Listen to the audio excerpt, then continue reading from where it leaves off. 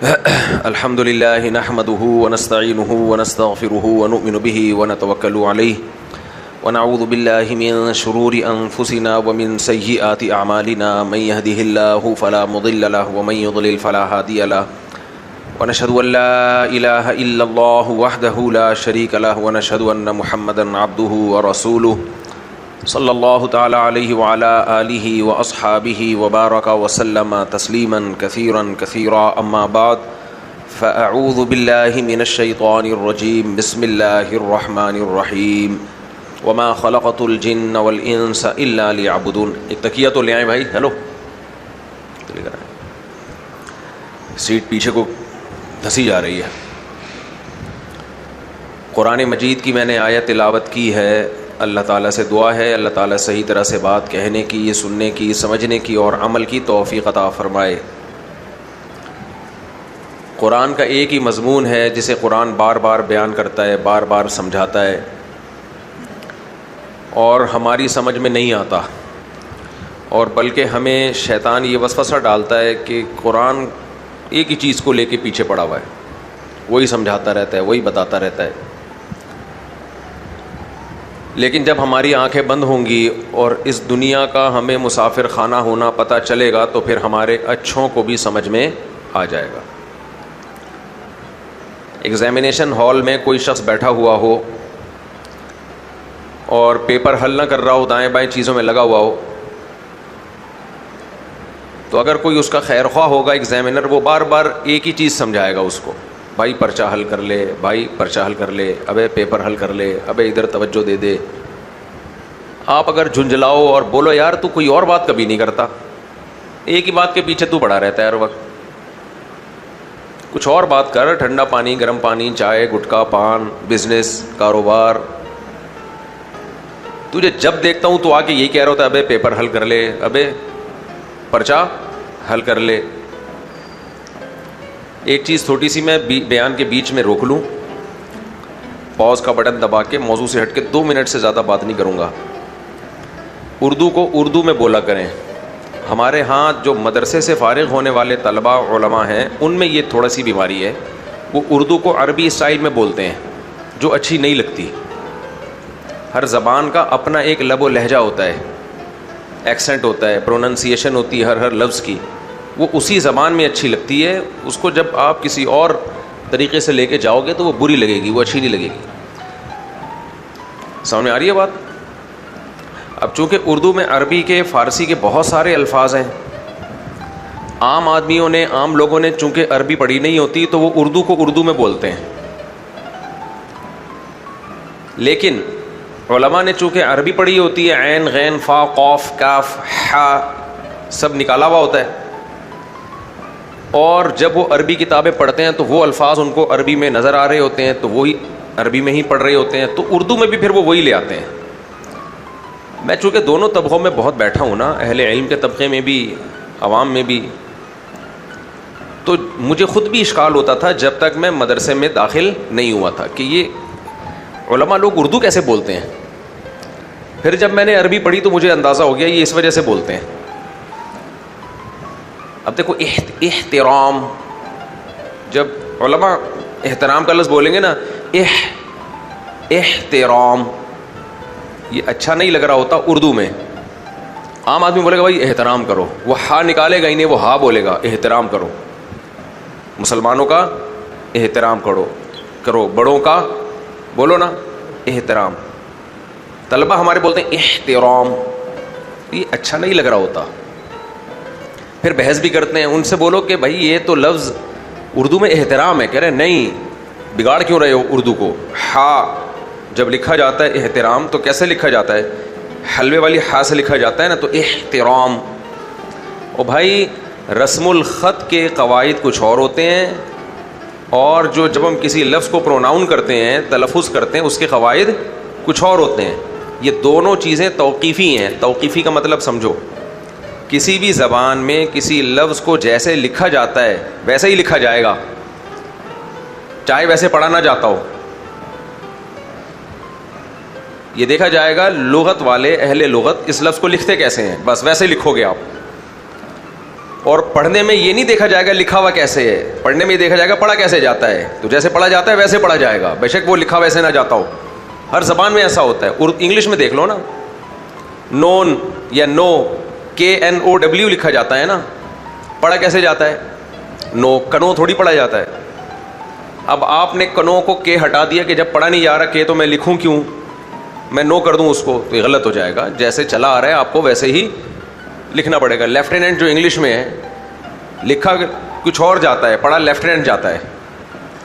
اس کو کہتے ہیں توقیفی. توقیفی کا مطلب زبان توقیفی ہوتی ہے, اس میں قیاس نہیں چلتا, عقل نہیں چلتی ہے, جیسے چلا آ رہا ہے ویسے ہی چلے گا. سمجھ میں آ رہی بات کہ نہیں آ رہی ہے؟ تبھی انگریز جو انگلش بولتے ہیں وہ الگ ہے, ہم لوگ جو انگلش سیکھتے ہیں وہ بولتے ہیں وہ بالکل الگ ہوتی ہے, کیونکہ ہم اس کو اسپیلنگ کے حساب سے پڑھ رہے ہوتے ہیں. OUR کو ہم پڑھتے ہیں اور, انگریز اور تھوڑی بولتا ہے, اور بولتا ہے بس اس طرح کر کے کچھ نکال رہا ہوتا ہے وہ, تو اور کر رہا ہوتا ہے, اور بس اس طرح کر رہا ہوتا ہے. جو بھی کر رہا ہوتا ہے وہ انگریز کا کام ہے. ہم تو اردو کی بات کر رہے ہیں. تو ہمارے ہاں یہ کلپ چلا دینا خاص طور پہ, اہل علم سن لیں. میں اہل علم کو نصیحت کرنے والا کوئی بھی نہیں ہوتا, لیکن اہل زبان تو ہوں نا, تو اور عوام کے عرف سے بھی واقف ہوں, تو زبان کا بیڑا غرق ہو جاتا ہے اس سے, اچھا نہیں لگتا. پھر وہ لوگ کہتے ہیں پتہ نہیں کس طرح کی باتیں کر رہے ہوتے ہیں. زبان جو ہے نا, زبان یہ ایک بہت بڑا ذریعہ ہے اپنی بات عوام تک پہنچانے کا. تو جس زبان میں بات ہو رہی ہے وہ زبان پہ اگر آپ کو کنٹرول نہیں ہوگا تو آدھی بات تو آپ کی ویسے ہی خراب ہو جائے گی. یہاں سے جو ہمارے اسکالرز جاتے ہیں باہر ملکوں میں, امریکہ میں, کینیڈا میں, یورپ میں, وہاں کے اسکالر مجھے کہتے ہیں کہ پاکستانی اور انڈین اسکالرز کو آپ یہ بتائیں کہ یہاں انگلش میں بیان نہ کیا کریں, یہاں اردو میں بیان کیا کریں. میں نے کہا کیوں بھائی, یہاں تو لوگ انگلش جانتے ہیں. کہتے ہیں یہاں لوگ انگلش جانتے ہیں, اسی وجہ سے ان سے کہیں کہ یہاں انگلش میں بیان نہ کیا کریں. نہیں آئی سمجھ میں؟ گہری بات ہے. پاکستان میں چونکہ لوگ انگلش نہیں جانتے تو وہاں کر لیا کریں. بہت گہری بات ہے. گرمیوں میں اتنی گہری باتیں کرنی نہیں چاہیے, لیکن بات کیا ہے, بہت گہری ہے. ابھی کینیڈا کا دورہ تھا, اس سے پہلے بھی, اس میں بھی انہوں نے کہا کہ بھائی وہاں کے جو اسکالرز ہیں وہ ادھر آ کے انگلش میں بیان کرتے ہیں, ان سے کہیں انگلش میں بیان نہ کیا کریں کیونکہ یہاں لوگ انگلش جانتے ہیں.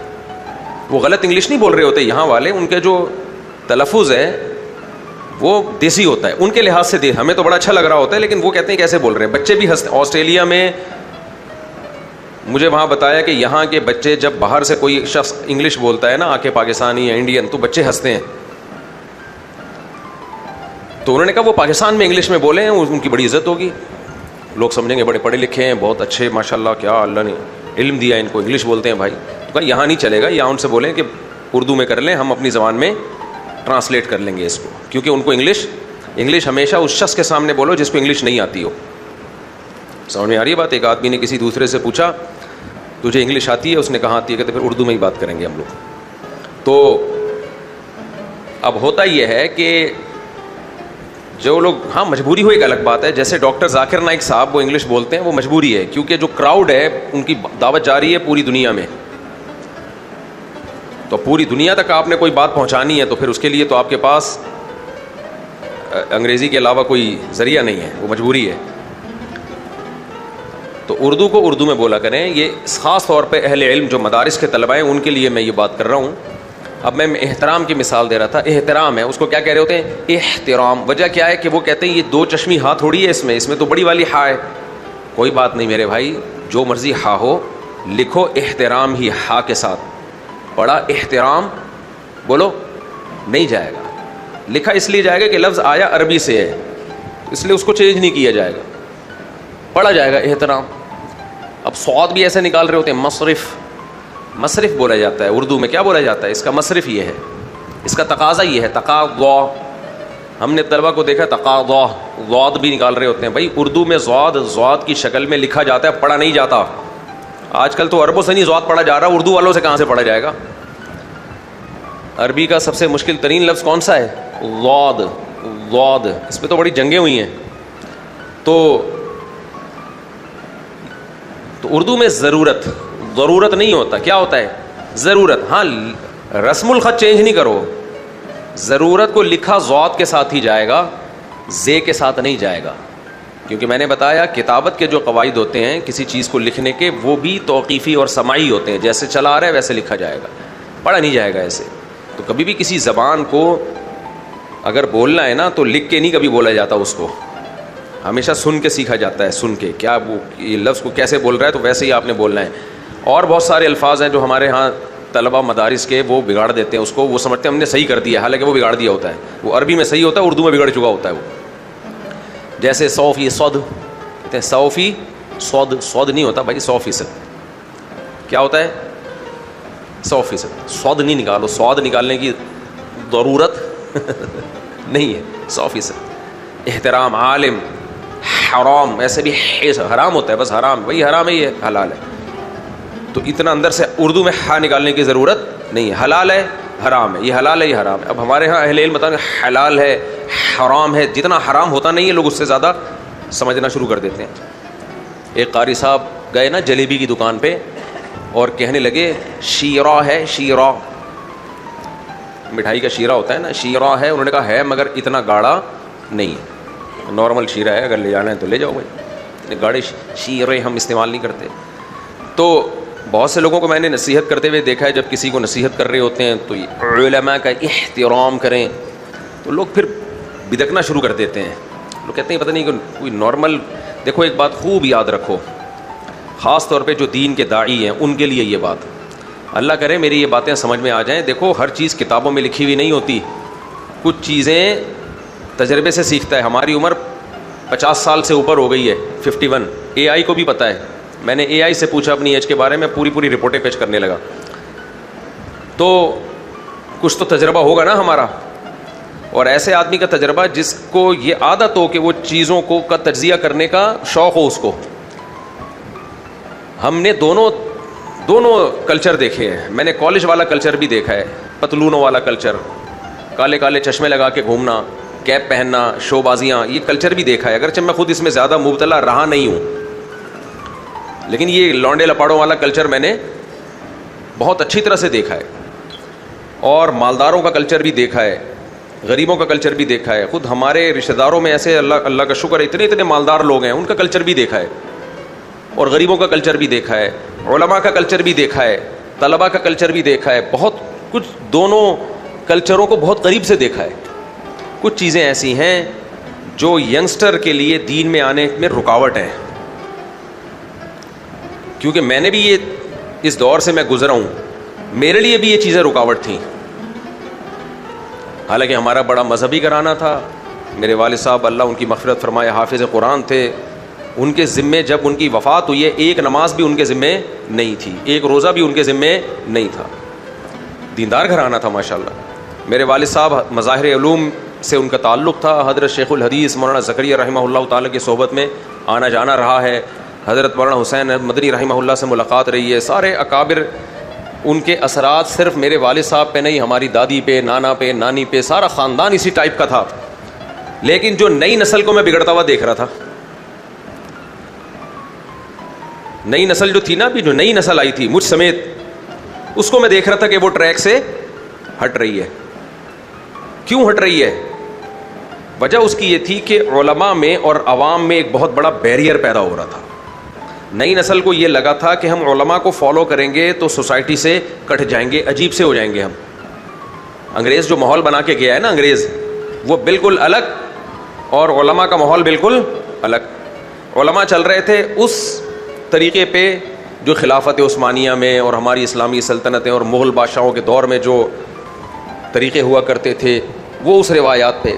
انگریز نے اسکول سسٹم, یونیورسٹی سسٹم چلا کے ماحول کو بالکل چینج کر, اس نے معیارات ہی بدل دیے عزت اور ذلت کے.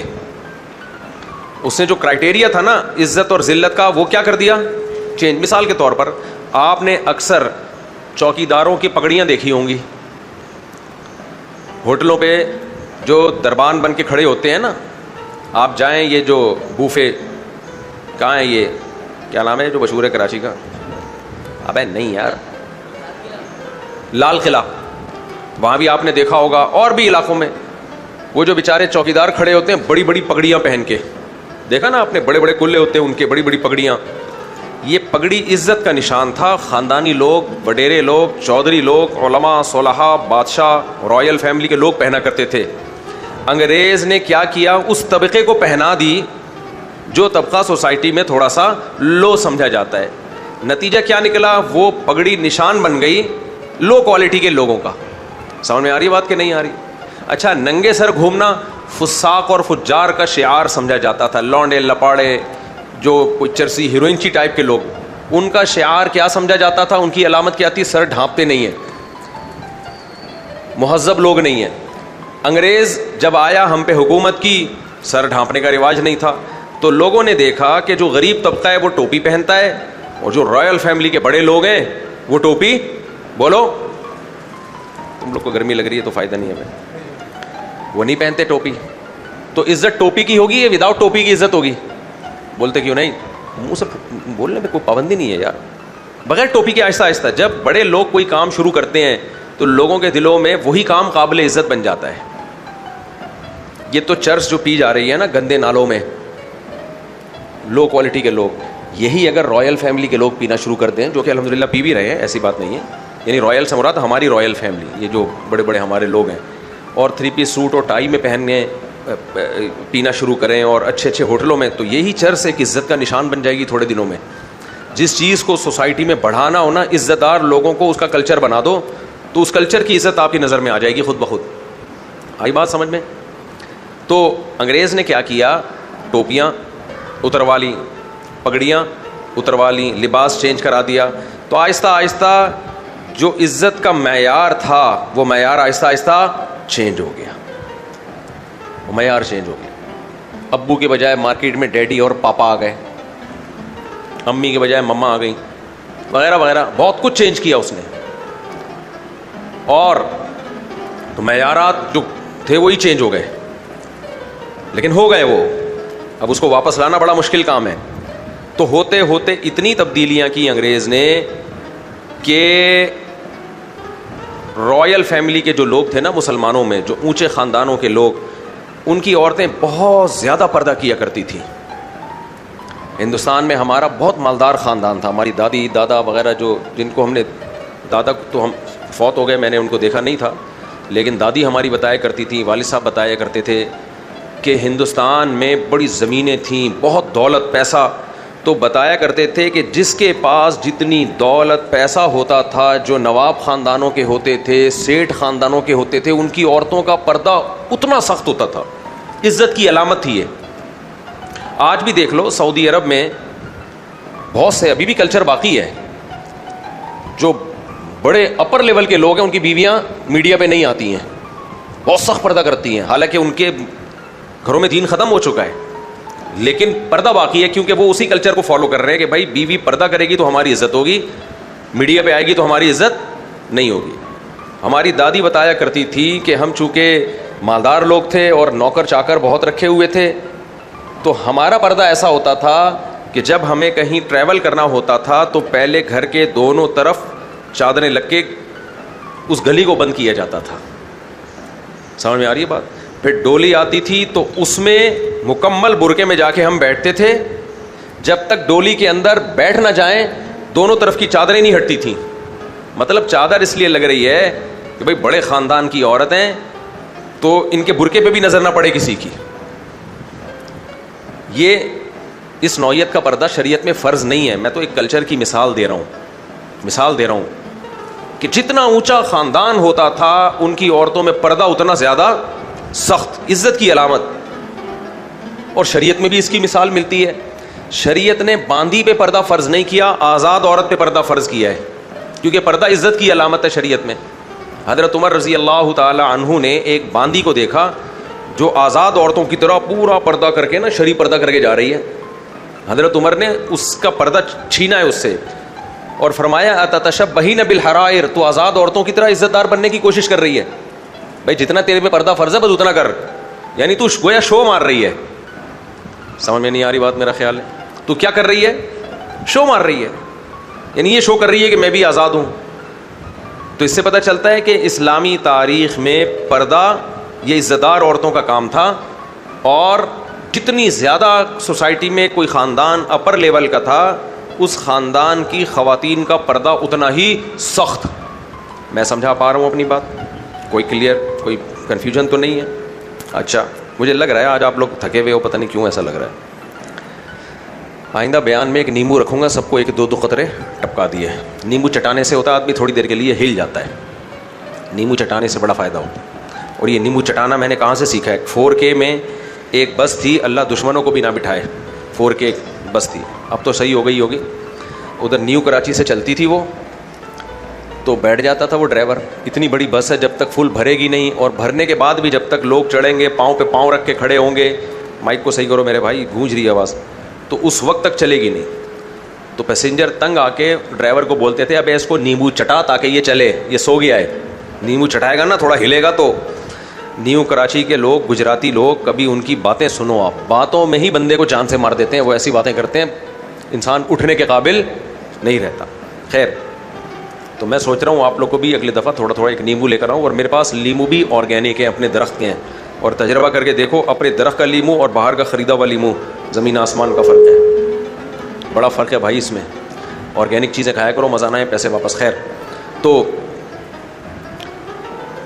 انگریز نے کیا کیا؟ جو پردہ ہے نا، پردہ جو رائل فیملی کے بادشاہوں کے ہاں ابھی بھی ہوتا ہے، بہت سے ملک ہیں عرب کے بادشاہی نظام ہے، بے شک وہ جیسے مرضی ہوں، ان کی عورتیں کبھی دنیا میں کسی کے سامنے نہیں آتی.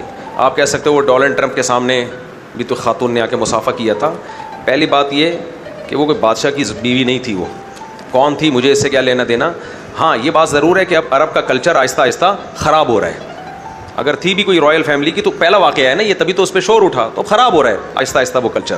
لیکن اب تک کی رپورٹ کے مطابق آپ نے نہیں دیکھا ہوگا کہ عرب کے جو شاہ فہد تھا اس کی کبھی بیوی لوگوں کے سامنے آئی ہو، یا کوئی محمد بن سلمان سے پہلے جو ابھی سلمان جو ان کے بادشاہ ہیں، ان کی زوجہ آئی ہو کبھی. عرب میں یہ رواج نہیں تھا. اب آ جائے تو ایک الگ بات ہے.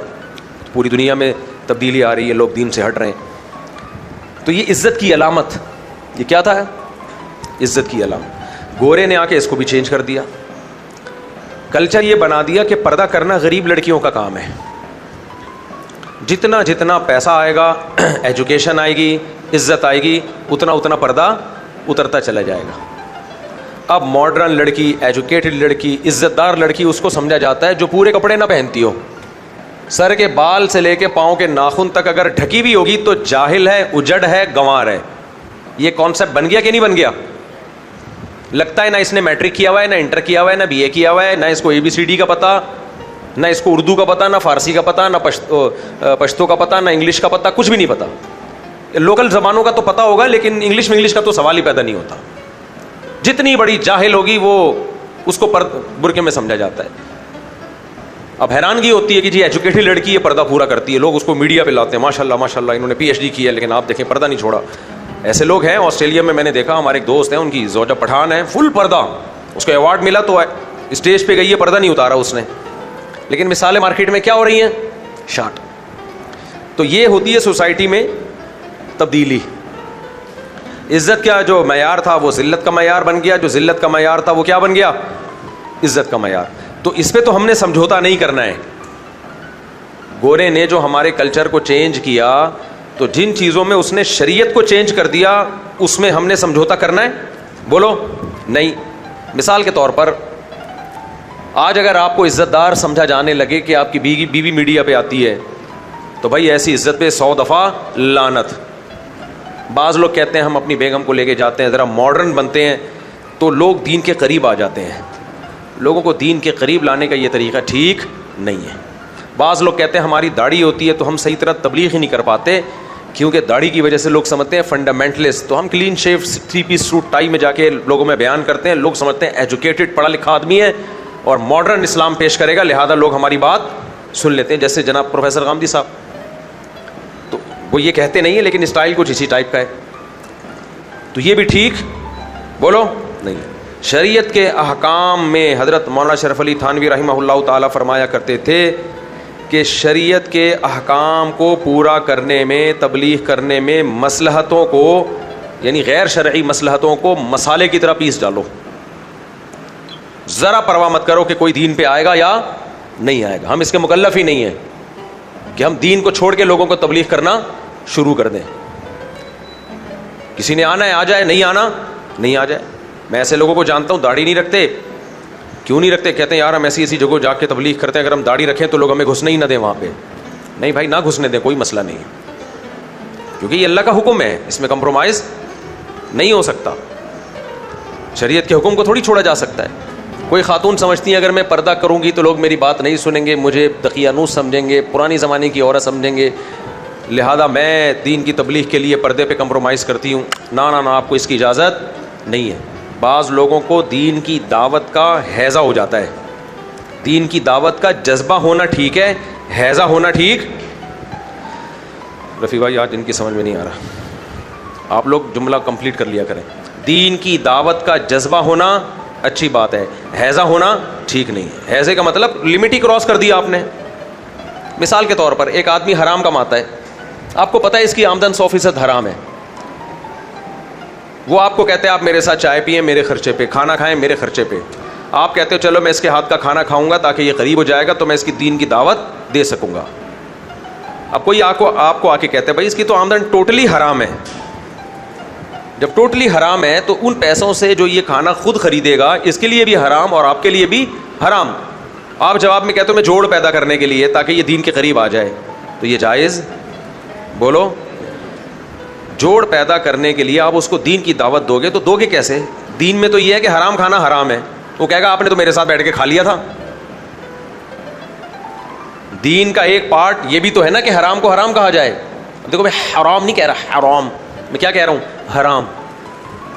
اس سے وہ چھوڑ دے گا, حرام کہنے سے ڈر جائے گا وہ. تو دین کی دعوت کا ایک طریقہ یہ بھی ہے, دین میں بھی یہ داخل ہے نا, تو آپ اس کو بچائیں گے کیسے؟ آپ کہہ سکتے ہو میں بعد میں اس کو بولوں گا بھائی میں نے تو اس لیے تیرے ساتھ حرام کھا لیا تھا کہ اس میں ایک مصلحت تھی, مجبوری تھی. وہ کہے گا میری بھی مجبوری ہے, میری مجبوری ہے کہ میں اگر حرام نہیں کھاتا تو میں کیا کھاؤں گا, پھر مجھے لا کے دو کہیں سے. مجبوریاں ہی ہیں جس بنائی ہوئی ہیں لوگوں نے, جس کی وجہ سے حرام کھائے جا رہے ہیں. تو نہ یہاں لمٹ کو کراس کرنے کی اجازت بولو نہیں ہے. طائف کا وفد جب نبی صلی اللہ علیہ وسلم کے پاس آیا تو انہوں نے کچھ شرطیں لگائیں کہ ہم آپ کی دعوت پر اس وقت ایمان لے کر آئیں گے چند چیزوں میں ہمیں سہولت دی جائے. ان میں غالباً نے کیا تھا کہ ہم جزیہ کو ٹیکس کا وہ نام دیں گے زکوٰۃ کا یا کچھ اس طرح کے, مجھے پوری الفاظ یاد نہیں ہے. آپ نے ان کی ہر شرط مان لی کہ چلو ٹھیک ہے چلو ٹھیک ہے چلو ٹھیک ہے. انہوں نے کہا شراب کی بھی اجازت دیں گے, کہا نہیں یہ نہیں ہو سکتا. تو کیوں؟ یہ تو حرام ہر ایک کے لیے حرام ہے بھائی. تو دین کی دعوت کے لیے, جوڑ پیدا کرنے کے لیے حرام کا ارتکاب نہیں کیا جا سکتا, یہ ناجائز ہو جائے گا بھائی, لمٹ نہیں کراس کر سکتے آپ. ایک شرابی اگر آپ سے کہتا ہے 2 گھونٹ پی لو اس سے میں تمہاری بات سن لوں گا, دین کے قریب آ جاؤں گا, نہ بھائی تو نے دین کے قریب آنا ہے آ جا. ہم تیرا دین بچانے کے لیے اپنا دین فروخت نہیں کر سکتے. خوب سمجھ لو اچھی طریقے سے. اسی طرح کچھ لوگوں کے لڑکوں کی فیس بک پہ لڑکیوں سے دوستی ہو جاتی ہے ان کو دین کے قریب لانے کے لیے. یہ کہتے ہیں اگر ہم ان سے فرینڈ شپ ختم کر دی دین سے دور ہو جائے گی. ہونے دو اس کو دین سے دور, اس کے بارے میں آپ سے سوال نہیں ہوگا. آئی بات سمجھ میں؟ اس کے لیے کسی خاتون کو اس کو نمبر دے دو, وہ اس کو سمجھا دے گی, یا کسی بزرگ عالم کا نمبر دے دو, وہ ان کو سمجھا دیں گے. آپ سمجھاتے سمجھاتے اس کے گھر پہنچ جاؤ گے. آپ اپنے دین کو پہلے بچاؤ, اس کی فکر چھوڑ دو. ایسے بہت لڑکے ہیں جنہوں نے فیس بک پہ دوستی لگائی ہوئی ہے, دین کی دعوت دے رہے ہیں, اور دعوت بھی کم وقت صرف خوبصورت لڑکیوں کو دے رہے ہوتے ہیں. کوئی بیچاری بلیک کلر کی ہوگی, کوئی آڑی ترچی ہوگی, اس کو جنت میں لے جانے کا ان کو ذرا سا بھی شوق نہیں ہے. تو چھوڑ دو اس کو, یہ آپ سے سوال نہیں ہوگا. تو میں وہ بات کو جلدی سے مکمل کر لوں. تو میں یہ سمجھتا تھا کہ جب میں کالج کی زندگی میں تھا تو میں نے دیکھا تھا کہ کون سی ایسی چیزیں ہیں جو ایک نئی نسل کو, جو دیندار گھرانوں میں پیدا ہوئے, ان کو علماء کے قریب آنے سے روکتی ہیں. ایک وحشت ہوتی ہے انسان کو, جس چیز سے وحشت ہوتی ہے نا اس کی بات سنتا نہیں ہے وہ. دیکھو قرآن کہتا ہے وما ارسلنا من رسول الا بلسان قومه ليبين لهم, ہر رسول کو ہم نے اس قوم کی زبان دے کے بھیجا ہے. قوم میں بھی بھیجا اور زبان بھی وہی دی ہے. ہر رسول اپنی زبان پر بہت قدرت رکھتے ہیں. ایک موسیٰ علیہ الصلوۃ والسلام تھے جن میں اعلیٰ درجے کی بلاغت نہیں تھی, تو اس کی تلافی اللہ نے کیسے کی بلاغت کی تلافی, کہ ہارون علیہ السلام کو آپ کا نائب بنا دیا, کہ پیغام موسیٰ علیہ السلام کا ہوگا زبان ہارون علیہ السلام کی ہوگی. کیا خیال ہے بھائی؟ تو اس سے پتہ چلتا ہے کہ آپ کی بات دوسرے تک پہنچانے میں جو سب سے مؤثر ذریعہ ہے, جو سب سے اہم ترین ذریعہ ہے, وہ کیا ہے؟ زبان. بہت سی اچھی باتیں ہوتی ہیں لیکن آپ کو بتانی نہیں آتی, جس سے وہ اچھی باتیں کیا بن جاتی ہیں؟ گندی. یہ گندی کا لفظ بھی اچھا نہیں ہے لیکن اب اس موقع پہ اچھا ہے. بہت سی بری باتیں ہوتی بری ہیں, لیکن میڈیا اس کو بنا کے ایسے پیش کرتا ہے وہ بری بات بھی ہمیں اچھی لگنے لگتی ہے. مجھ سے کسی نے سوال پوچھا, اب میں یہ تھوڑا سا نا سوسائٹی کی ان شرارتوں کو سمجھنے لگا ہوں. مجھ سے سوال پوچھا, کیا خواتین پر گھر کے برتن دھونا لازم ہے؟ کیا پوچھا لگانا لازم ہے؟ سوال پوچھا مجھ سے, کیا خواتین پر, بیوی پر لازم ہے کہ گھر میں جھاڑو دے اور پوچھا لگائے؟ اگر میں ایسا ہی کہہ دوں ہاں تو فوراً پتہ ہے کیا کمنٹ آئیں گے؟ بیوی ہے یا ماسی ہے؟ پوچھے تو ماسیاں لگاتی ہیں, برتن تو بولو ماسیاں دھوتی ہیں. میں نے یہ جواب نہیں دیا, ہمارے جو اسکالر کیا کر رہے ہیں, مصلحت میں مسئلہ ہی تبدیل کر رہے ہیں. کچھ اسکالر وہ کیا کرتے ہیں, وہ کہتے ہیں عوام کیا چاہتی ہے آپ سے سننا, وہ جواب ان کے مطابق دیں گے. کل ایک اسکالر کے چھوٹا سا میں نے کلپ دیکھا, وہ کہہ رہے ہیں, ان سے کسی نے پوچھا کہ جوائنٹ فیملی میں رہنا کیسا ہے؟ بالکل جائز نہیں ہے. پھر آگے خواتین پہ ظلم کی داستانیں سنائی, جوائنٹ فیملی میں یہ ہوتا ہے, جوائنٹ فیملی میں وہ ہوتا ہے, اور لڑکی کے کمرے میں لوگ بغیر اجازت کے دلہن کے کمرے میں گھستے ہیں, فلانا ہوتا ہے, اور وغیرہ وغیرہ. نیچے خواتین نے خوب سلوٹ مارے ہوئے ہیں, زندہ آباد. حالانکہ اس کا جواب یہ ہے کہ ایسا نہیں ہوتا. کہیں ہوتا ہے تو وہاں بتا دو, ہر جگہ تھوڑی ہو رہا ہے. اب تک ہماری سوسائٹی میں زیادہ تر لوگ جوائنٹ فیملی میں رہتے ہیں, مجھ سمیت. یعنی ہمارے بھی اب بچوں کی شادی ہو گئی نا, تو ہمارے ساتھ ہی ہیں سب, اور ہم بھی جوائنٹ فیملی میں رہے ہیں. 4 بھائی, ان کی 6 بیویاں, اللہ معاف فرمائے. یعنی 2 میری تھیں, 3 میری, اور 4 بھائی ملا کے ٹوٹل کتنی ہو گئی, یہ تعداد بھی یاد نہیں رہتی بھائی. 3 کی 1 اور میری 2, اس وقت 2 تھیں جب ہم جوائنٹ فیملی میں تھے, تو ٹوٹل ملا کے 6. تو ہمیں تو یاد نہیں پڑتا کوئی کسی کے کمرے میں بلا اجازت گھسا ہو. جہاں گھس رہے ہیں وہ غلط کر رہے ہیں, تو ان کو یہ بولو کہ کسی کی پرائیویسی میں اس کی پرمیشن کے بغیر ٹانگ اڑانا حرام ہے. یہ بولو نا آپ. علل اطلاق آپ نے کہہ دیا اور گھروں میں لڑائی ڈال دی. ہر شخص کے پاس اتنی گنجائش ہوتی ہے کہ وہ بیوی کو الگ گھر لے کے دے؟ نہیں ہوتی گنجائش. بہتر تو یہی ہے کہ اس زمانے میں الگ ہی رکھا جائے. جو لڑائیاں بعد میں ہوں گی اس سے بہتر ہے کہ پہلے سے الگ ہو جاؤ, بہتر یہی ہے. لیکن ہر شخص کے لیے یہ ممکن نہیں ہے, اور ہر گھر میں لڑائیاں ہوتی بھی نہیں ہیں.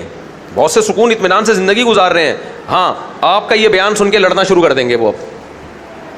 آپ کا یہ بیان سن کے بولو, اب وہ لڑنا شروع کر دیں گے, کیونکہ آپ نے ایک فساد ڈال دیا ان میں. تو بعض اسکالر یہ دیکھتے ہیں پبلک سننا کیا چاہتی ہے. نا نا نا نا نا, لیڈر کا کام, موٹیویشنل اسپیکر کا کام, مینٹور کا کام یہ نہیں ہوتا کہ پبلک کیا چاہتی ہے. مینٹور کا کام یہ ہوتا ہے کہ وہ حق کے راستے کو متعین کرے, پھر پبلک کو اس پہ لے کر آئے, چاہے وہ اس کی منشا کے خلاف ہو یا اس کی منشا کے مطابق ہو. تو اب سوال یہ پوچھنے والے نے پوچھا, یہ بہت پوچھا جا رہا ہے آج کے ٹیلی ویژن میں بھی, کیا بیوی پہ گھر کے کام کاج لازم ہے؟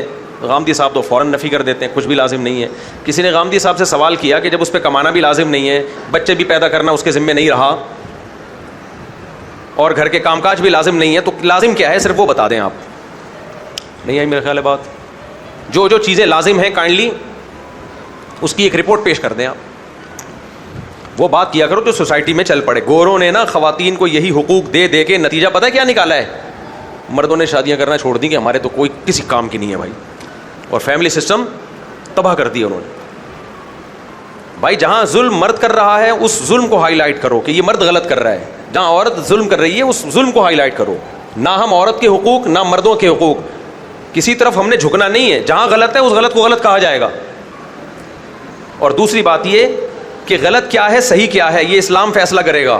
اگر اسلام کے علاوہ آپ کسی اور سے فیصلہ کراتے ہو تو قیامت تک فیصلہ ہو ہی نہیں سکتا. کوئی کرائٹیریا ہی نہیں ہے صحیح اور غلط کا. بہت مشکل ہے میرے بھائی, بہت مشکل ہے. دیکھو ہم جب کہتے ہیں یہ غلط ہے یہ صحیح ہے, تو دلیل کیا ہے آپ کے پاس؟ یہ غلط ہے یہ صحیح ہے. انتہائی غلط چیز کو بھی نا دلائل سے صحیح ثابت کیا جا سکتا ہے اگر آپ اسلام کو بیچ سے نکال دو. مثال کے طور پر دنیا میں سب سے بڑا جرم اور انتہائی غلط چیز کیا ہے؟ خودکشی. یہی ہے کہ نہیں ہے؟ قتل، دوسرے کا قتل یا اپنا قتل. اگر آپ اس کو جائز قرار دینے پہ آ جاؤ عقل سے، تو خودکشی کرنے والا یہ دلیل دے سکتا ہے کہ میرا جسم میری مرضی. وہ کہتا ہے میں اپنی مرضی سے تھوڑی آیا ہوں، مجھے تو لایا گیا ہے. اگر وہ خدا پر ایمان رکھتا ہے تو بولے گا مجھے خدا نے پیدا کیا. خدا پہ ایمان نہیں رکھتا تو کہتا ہے بھی نیچرل پروسیس ہے، میں پیدا ہو گیا، میری مرضی، میں سروائیو کرنا چاہوں یا نہیں کرنا چاہوں، یہ تو میرا بیسک رائٹ ہے. میں اگر دنیا میں نہیں رہنا چاہتا تو کیوں روک رہے ہو مجھے؟ ختم. نہیں آئی سمجھ میں بات؟ آپ کیسے روکو گے اس کو؟ کیا دلیل دو گے کہ یہ غلط ہے؟ یہی وجہ ہے کہ جن لوگوں نے عقل کو معیار بنایا ہے نا صحیح اور غلط کی تمیز کا، ان میں بہت سے کنٹریز نے خودکشی کو لیگل کر دیا ہے. کیا کر دیا ہے؟ لیگل. چل بھائی ٹھیک، ہمارے ملک میں اب تک اللیگل ہے. یہ اس لیے بتا رہا ہوں کہ اگر کوئی خودکشی کرے اور بچ جائے، ایف آئی آر کٹا کے جیل بھجوا دو، دوبارہ نہیں کرے گا انشاءاللہ. کیونکہ پولیس والے جو اس کے ساتھ کریں گے نا، اس کے بعد انشاءاللہ وہ خودکشی کے علاوہ دنیا کا ہر کام کرے گا، ڈر جائے گا. وہ ویسے بھی خودکشی کرنے والا ایک دفعہ کرتا ہے، بچ جائے تو دوبارہ ہمت نہیں کرتا، کیونکہ اس کو جو لگی ہوتی ہے نا چپت، اور موت کو جو اس نے اپنی آنکھوں سے دیکھا ہوتا ہے، اس کے بعد وہ توبہ کرتا ہے کہ میری توبہ بھائی، وہ غم ہلکا تھا، یہ غم زیادہ ہے. اور اگر اس کو اس دوران فرشتے بھی نظر آ گئے پھر تو سوال ہی پیدا نہیں ہوتا. 2-4 فرشتے نظر آ گئے نا عذاب والے، پھر تو کہتا ہے وہ جو سسرال تھا نا وہ زیادہ اچھا تھا جس کی وجہ سے میں نے خودکشی کی ہے، وہ اتنا خطرناک نہیں تھا. تو شادی شدہ تو اسی وجہ سے کر رہا ہوتا ہے. خیر، تو اب مجھے ایک بات بتاؤ، کیا بات کر رہا تھا میں؟ باتیں سمیٹنے کی کوشش کرتا ہوں لیکن پھر پھیل جاتی ہیں. ہاں، آپ کے پاس معیار ہی نہیں ہے کوئی صحیح اور غلط کا. اگر آپ اسلام کو بیچ سے آپ نکال دیتے ہیں، اگر اسلام کو بیچ سے، تو فیصلہ کیسے کرو گے صحیح کیا ہے غلط کیا ہے؟ شراب ہے، کیا فیصلہ کرو گے کہ یہ غلط ہے؟ شراب پینے والا کہتا ہے میرا جسم میری مرضی، میں پیوں گا، مجھے اس سے سکون ملتا ہے. آپ اس کو جواب میں کہہ سکتے ہو جب تم پیو گے تو کرائم کرتے ہو، تم اس سے بندے مار دیتے ہو. تو پہلا جواب تو وہ یہ دے گا کہ میں اتنی پیوں گا جو میں کرائم نہ کروں، میں لمٹ میں پیوں گا. دوسرا جواب وہ یہ دے سکتا ہے اگر میں نے بندہ مار دیا تو بندہ مارنا کون سا غلط ہے؟ کیا خیال ہے؟ اس کی کیا دلیل ہے کہ یہ غلط ہے؟ نیچرل ہے، یہ کیا ہے؟ جانور بھی مار دیتے ہیں کہ نہیں مار دیتے؟ تو کبھی بندہ زندہ ہو جاتا ہے، کبھی کوئی، یعنی ڈیپ میں جاؤ گے نا، کوئی معیار ایسا نہیں ہے جس سے پتہ چلے یہ صحیح کیا ہے اور غلط کیا ہے. وہ کہہ سکتا ہے کہ جانوروں میں ہم دیکھتے ہیں کہ طاقتور پاورفل ہوتا ہے، تو اگر میں طاقتور ہوں، بندے مار کے اپنی حکومت قائم کر سکتا ہوں، تو میں پاورفل ہوں. ہٹلر نے اسی بات کو بنیاد بنا کے تو جنگ لڑی تھی کہ ہم پاورفل ہیں، ہم دنیا کی ذہین ترین قوم ہیں، ہمیں دنیا پہ حکومت کرنے کا حق ہے. اور دنیا کی پڑھی لکھی قوم کو بیوقوف بنا دیا اس نے کہا کہ دنیا پہ حکومت کرنے کا حق صرف جرمن قوم کو ہے، کیونکہ پڑھے لکھے ہیں، قد اونچے ہیں، رنگ گورے ہیں. بلکہ اس نے تو ڈاروین کی تھیوری سے بھی سہارا لیا کہ ڈاروین کے مطابق جو ایوالو ہو کے آئے ہیں نا ہم لوگ، تو ایوالو ہو کے جو سب سے آخری اور اچھی قوم بنی ہے وہ ہم لوگ ہیں، باقی سارے ہم سے پیچھے ہیں، ابھی وہ پورے انسان بنے نہیں ہیں، یعنی اتنے اچھے نہیں بنے ابھی. ڈاروین کی سائنس سے سہارا لیا اس نے. تو اس نے کہا جیسے انسان کو حق ہے کہ بندر پہ حکومت کرے وہ، تو جو بھی بندر سے پورے انسان نہیں بنے ہیں یا بنے ہیں لیکن ہماری جیسی کوالٹی والے نہیں بنے ہیں، تو ان کو یہ حق نہیں ہے کہ ہم پہ حکومت کریں، ہم ان پہ حکومت کریں گے. لاکھوں انسانوں کو موت کی گھاٹ اتار دیا اور دلائل سے پیچھے نہیں ہٹایا، کوئی مناظرہ نہیں ہارا تھا، طاقت سے پیچھے. رشیا نے جب چپت لگائے ہیں تو آخر میں خودکشی کر کے مرا ہے وہ. تو دنیا میں عقل سے میرے بھائی ہر چیز پہ بحث کی جا سکتی ہے. تو میرے اور آپ کے پاس اسلام کے علاوہ کوئی معیار ہی نہیں ہے. تو میں مثال دے رہا تھا، یہ جو اسکالر لوگ باتیں کرتے ہیں، کچھ مردوں کے حقوق میں زیادتی کر بیٹھتے ہیں، کچھ خواتین کے حقوق میں زیادتی کر بیٹھتے ہیں، تو یہ کہہ رہے ہیں کہ جی خواتین کے گھر میں، مجھ سے میں نے کہا نا سوال پوچھا کہ عورت پر لڑکی پہ برتن دھونا واجب ہے یا نہیں ہے. اگر میں ایز اٹ از جواب دے دیتا کہ ہاں ہے یا نہیں ہے تو دونوں باتوں پہ اعتراض اٹھتا. دونوں باتوں پہ کیا اٹھتا؟ جب میرے پاس کوئی ایسا کیس آتا ہے نا، کوئی خاتون کہتی ہیں کیا مجھ پہ گھر کے برتن دھونا واجب ہے، کیا میں ماسی ہوں؟ میں کہتا ہوں آپ کے میاں خان سامہ ہیں، چپڑاسی ہیں، جو باہر سے کبھی انڈے لے کر آ رہے ہیں, کبھی دہی لے کر آ رہے ہیں, باہر سے سودے لانا کس کا کام ہوتا ہے بڑے گھروں میں؟ ڈیفینس کلفٹن میں خانسامہ کا کام ہوتا ہے نا, نوکر چاکر کا کام ہوتا ہے نا. کیا خیال ہے بھائی؟ بھائی نوکر چاکر کا کام ہوتا ہے انڈے لے آؤ, مکھن لے آؤ, دہی لے آؤ, گرم انڈے ہے وہ. یار جب ہمارا وہ میں مشہور ہونے کی وجہ سے کچھ بھی نہیں کر سکتا یار. اتنا دل چاہتا ہے کبھی یہاں ٹرین میں بیٹھوں میں, لاہور یا کوئٹہ یا پشاور کا, کوئٹہ کا تو نہیں اللہ معاف فرمائے, پشاور کا سفر کروں میں. کوئٹہ کا تو پتہ نہیں پہنچ پائیں گے کہ نہیں پہنچ پائیں گے.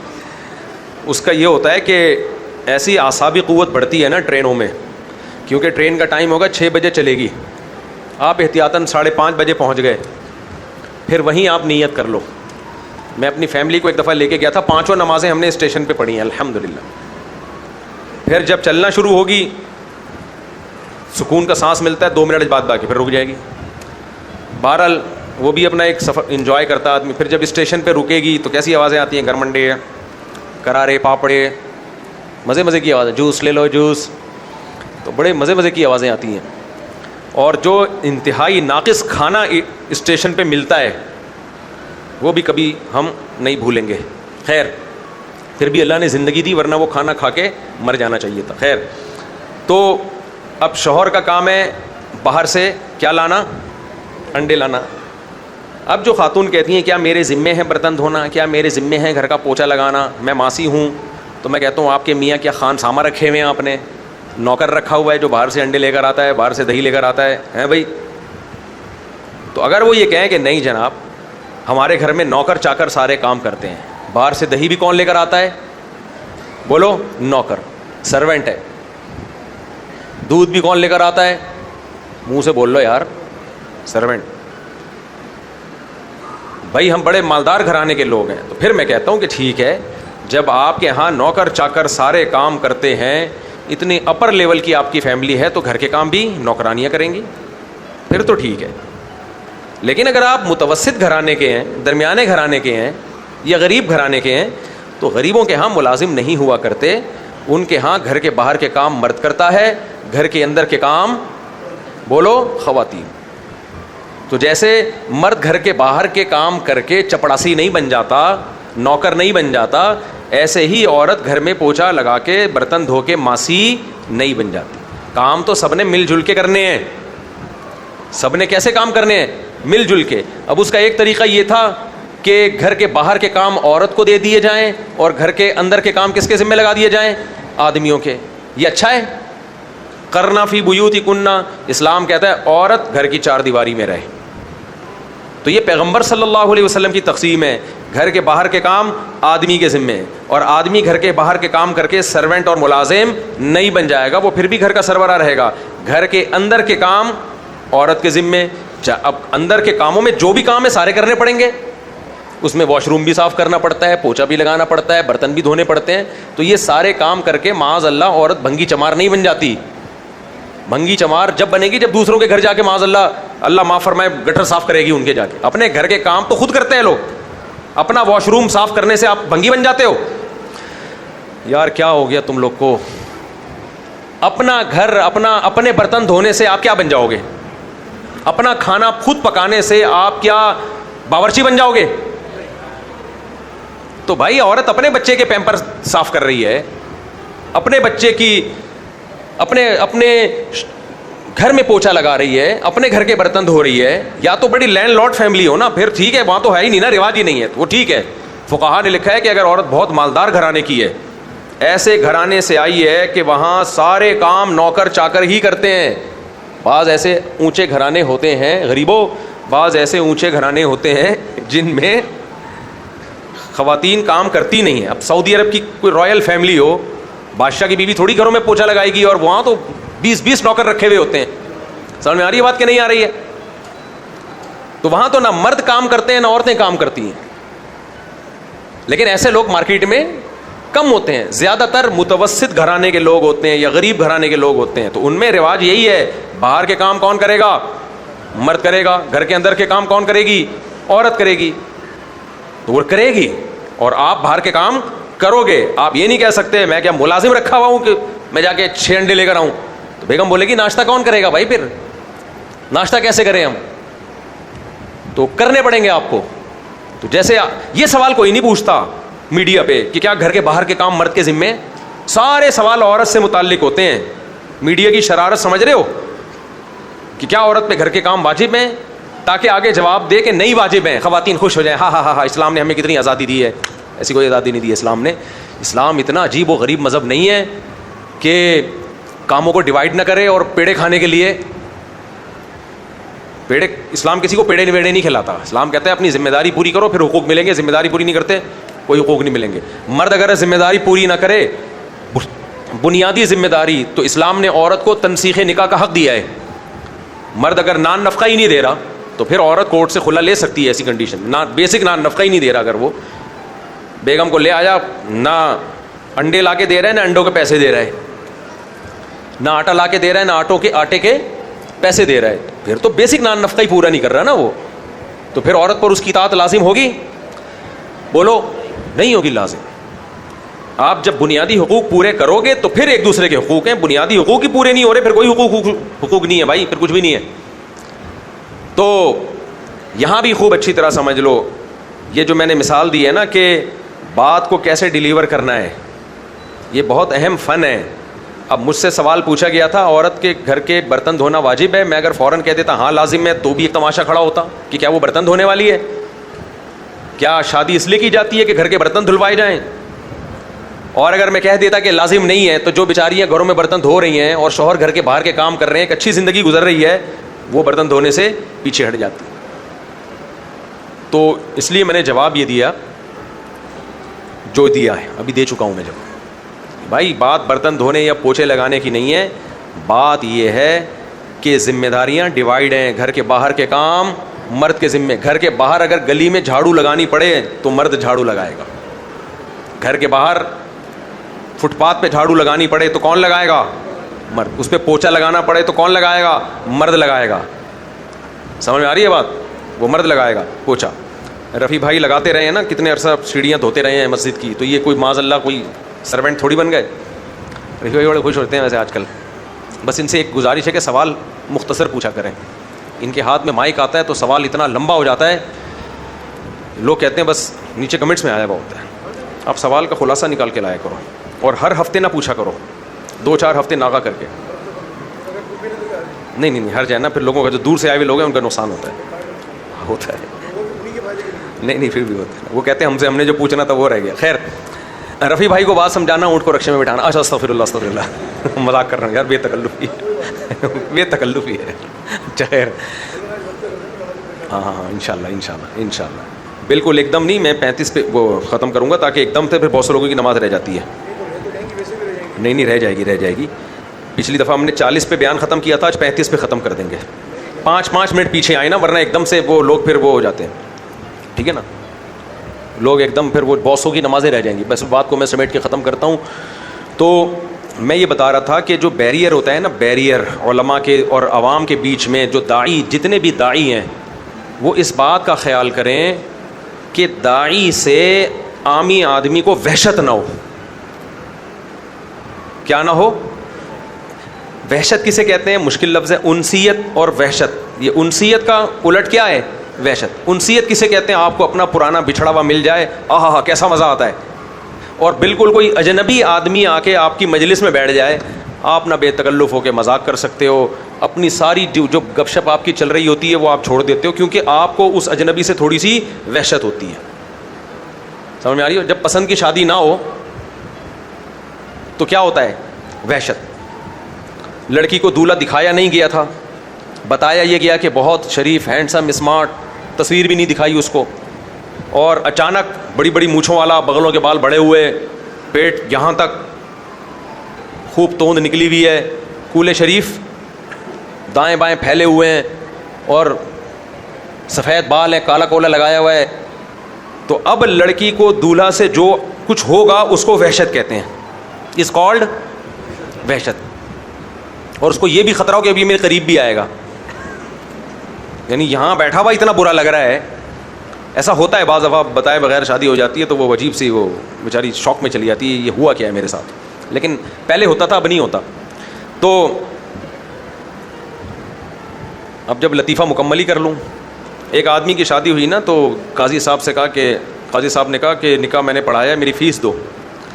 اس نے پوچھا کتنی فیس ہے؟ قاضی صاحب نے کہا کہ جتنی خوبصورت دلہن ہے اتنے پیسے دے دینا. اس کا خیال یہ تھا کہ دلہن تو خوبصورت ہی ہوتی ہے, دے دے گا 1 2 لاکھ روپے. تو بیٹا ویڈیو نہیں بناؤ, شاباش. تو اس نے کیا کیا, قاضی صاحب سے کہا دلہن کی شکل دیکھ لو. قاضی صاحب نے ہاں, اس نے کیا کیا, صرف 100 روپے پکڑا دیے قاضی صاحب. قاضی صاحب کو بڑا غصہ آیا, یار یہ 100 روپے کیا پکڑا ہے تو نے مجھے. اس نے کہا دلہن کی شکل دیکھ لو. قاضی صاحب نے ذرا گھونگھٹ اٹھا کے دلہن کو دیکھا تو 50 روپے واپس کر دیے. اس کو کہتے ہیں وحشت. سمجھ میں آ رہی ہے بات؟ تو یہ جو ینگسٹر ہیں عام طور پر ان کو علماء سے تھوڑی سی وحشت ہوتی ہے, ہمیں بھی ہوتی تھی. تو کن چیزوں سے ہوتی ہے یہ بتانا چاہ رہا تھا. یہ وحشت نہیں ہونی چاہیے, ایک بڑا بیریئر ہے. ایک وحشت ہوتی ہے حلیے سے. جو بھی دین کا داعی ہے نا, اس کی پرسنالٹی فٹ فاٹ ہونی چاہیے. نہیں آئی سمجھ میں بات؟ پرسنالٹی کیا ہونی چاہیے؟ میری نہیں ہے, کہیں آپ سمجھیں مفتی صاحب ان معیاروں پہ اترتے ہیں پورے, میری نہیں ہے, لیکن ہونی چاہیے. جتنے پیغمبر اللہ نے دنیا میں بھیجے ہیں سب کے سب خوبصورت تھے, اور اپنی قوم میں سب سے خوبصورت کون ہوا کرتے تھے؟ پیغمبر. آپ کہہ سکتے ہیں خوبصورتی تو اللہ کے ہاتھ میں, ہمارے ہاتھ میں نہیں ہے. اللہ کے ہاتھ میں بھی ہے, اور کسی حد تک اللہ نے ہمارے کنٹرول میں بھی دی ہے. اب جس ڈیزائن میں اللہ نے پیدا کر دیا وہ ڈیزائن چینج نہیں ہو سکتا, اور چینج کرنے کی کوشش بھی نہ کرو. لیکن کچھ چیزیں تو ہمارے کنٹرول میں ہیں یا نہیں ہیں؟ کیا خیال ہے؟ اب دیکھو میں بار بار بتاتا ہوں, کسی کا وزن بڑھا ہوا ہے قدرت کی طرف سے. بہت سے علماء میں نے دیکھے بہت بھاری جسم کے, اور اللہ نے دین کا بڑا کام لیا ان سے. کھاتے صرف 24 گھنٹے میں ایک ٹائم ہے, لیکن جسم ان کا بہت زیادہ بھاری ہے. امام محمد ابن حسن جو امام ابو حنیفہ کے شاگرد تھے, انتہائی ذہین شاگرد تھے. فقہ حنفی کو پورا مدون امام محمد نے کیا, اور امام شافعی امام محمد کی تعریف میں لکھتے ہیں کہ اگر محمد ابن حسن نہ ہوتے تو امام شافعی نہ بنتا, میں عام لوگوں کی طرح کا ایک شخص ہوتا. میں نے اتنا علم ان سے حاصل کیا ہے. سمجھ میں نہیں آ رہی بات؟ لیکن بہت بھاری جسم کے تھے, حالانکہ کھاتے بہت تھوڑے تھے. امام شافعی کہتے ہیں میں نے بھاری بھرکم جسم والوں میں محمد ابن حسن سے زیادہ ذہین کوئی نہیں دیکھا. یعنی امام شافعی گویا یہ کہنا چاہ رہے ہیں کہ بھاری جسم کے لوگ ذہین ہوتے نہیں ہیں سوائے محمد ابن حسن کے. تو وہ تو قدرت کی طرف سے ہے نا. کیا خیال ہے؟ کسی کا قد چھوٹا ہوگا, کسی کا قد بڑا ہوگا, کوئی اتنا اونچا ہو جاتا ہے. ہمارے تو کچھ دوست ہیں اتنے اونچے ہیں, میں کہہ رہا ہوں تھوڑا سا نیچے ہو جاؤ یار. اتنا اونچا آدمی بھی اچھا نہیں لگتا نا. کوئی بھی تم پہ چڑھ کے چھلانگ مارے گا, خودکشی کا گناہ تمہیں ملے گا. اب دیکھو اونٹ کو دیکھو, اونٹ کسی بھی محلے میں آئے سب گھروں میں جھانک رہا ہوتا ہے. بھی ہمارے ایک دوست اونٹ لے کر آئے, سارے گھروں میں جھانک رہا ہے. میں نے کہا یہ تو بدنظری کر رہا ہے کم وقت, سب گھروں کی رپورٹیں لے رہی ہے.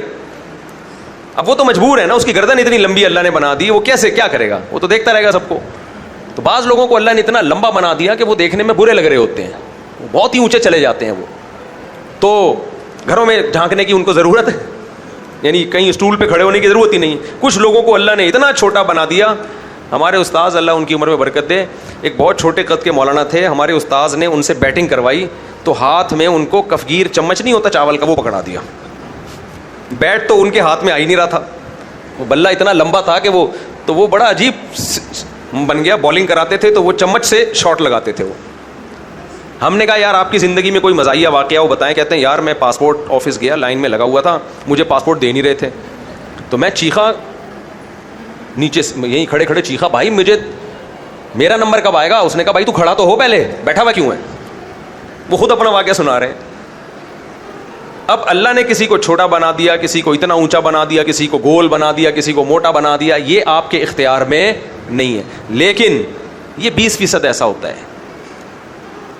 زیادہ تر جو میری اور آپ کی پرسنالٹی ہے اس کی خرابی کے ذمہ دار ہم خود ہوتے ہیں. کچھ چیزیں ہماری شریعت میں ایسی ہیں جو ہمارے نبی نے خاص تنبیہ کی ہے. کہ یہودی عالم کے پیٹ کو نکلا ہوا دیکھا نبی نے, فرمایا کیا تو نے تورات میں نہیں پڑھا ہے کہ اللہ کو موٹے پیٹ سے نفرت ہے؟ او کما قال صلی اللہ علیہ وسلم. آج مذہبی لوگوں کا شعار بن چکا ہے پیٹ بڑھا ہوا ہونا. میں بار بار بتاؤں اس پیٹ سے وہ پیٹ مراد نہیں ہے جو نیچرلی ہو, قدرتی طور پہ ہوتا ہے بڑھا ہوا. یہ جو یہودی عالم کو آپ نے تنبیہ کی کہ تو نے اتنی بڑی توند رکھی ہوئی ہے، تورات میں اس توند کی مخالفت ہے، تو تورات پر عمل کرتا نہیں ہے، لوگوں کو باتیں بتا رہا ہے جا کے کہ تورات پر عمل کرو. تو یہ وہ والا پیٹ تھا جو کھا کھا کے، بولو نا یار، بڑا ہو گیا ہو. خود بخود پیٹ بڑا ہوا ہے، وہ قدرت ہے وہ اس میں. تبھی میں یہ اتنی وضاحتیں اس لیے کر رہا ہوتا ہوں کہ میرا کلپ چلا کے کوئی خام خامے ایسا نہ ہو جن کے پیٹ بڑے ہوئے ہیں قدرتی طور پہ، لوگ ان کا مذاق نہ اڑانا شروع کر دیں، تو غلط ہو جائے گا نا.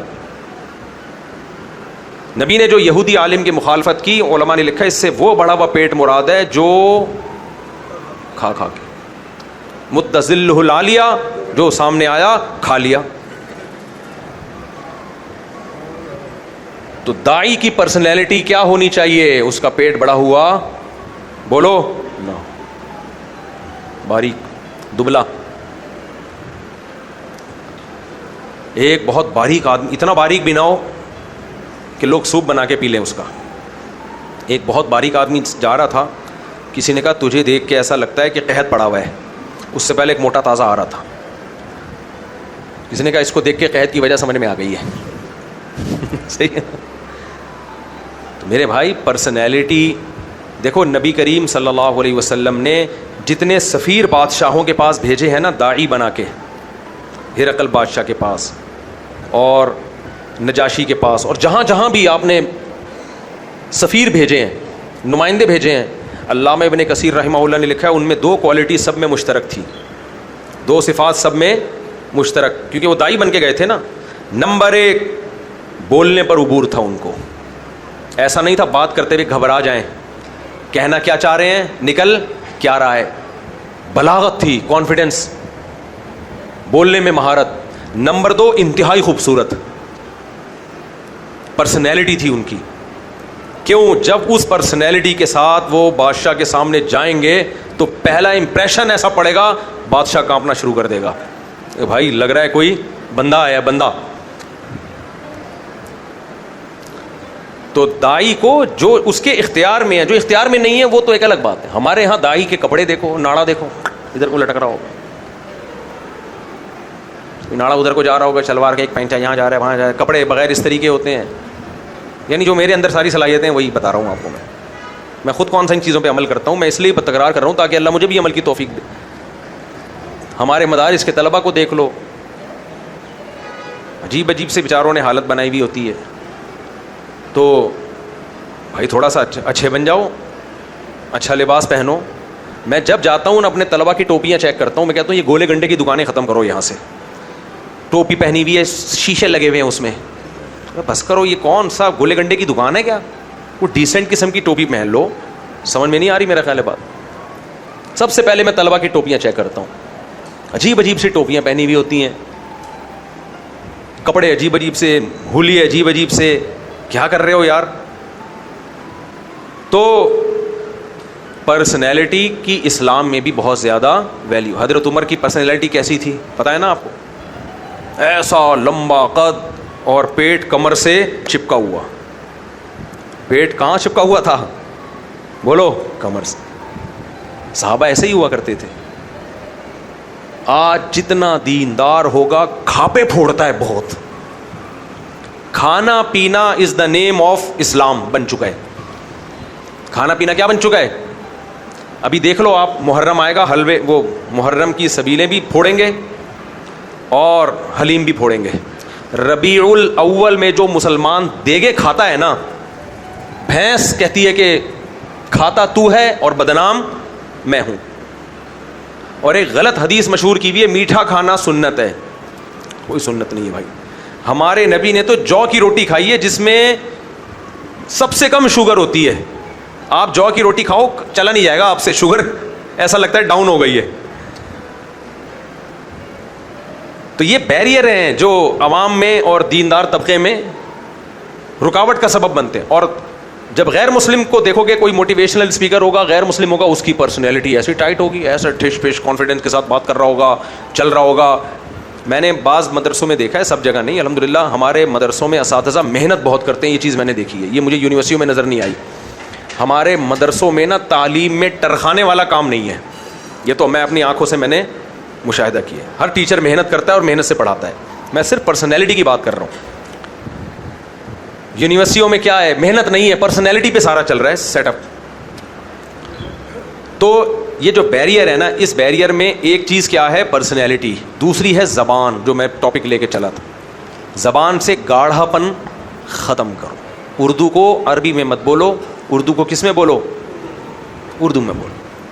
احترام چھوڑ دو, آپ احترام, حرام چھوڑ دو. اردو میں کیا چلتا ہے, حرام ہے. سمجھ میں آ رہی بات. اور علماء, جب یہ کوئی مولوی صاحب مسجد کا چندہ کھا رہے ہو نا, عام طور پہ نہیں کھاتے لیکن کچھ مولانا کھاتے بھی ہیں, تو جب آپ ان کو تنبیہ کرو گے کہ حضرت یہ غلط ہے, تو کہتے ہیں علماء کا احترام نہیں ہے تمہارے دلوں میں. بہت گاڑی عربی نکالتے ہیں, علماء کا احترام نہیں ہے.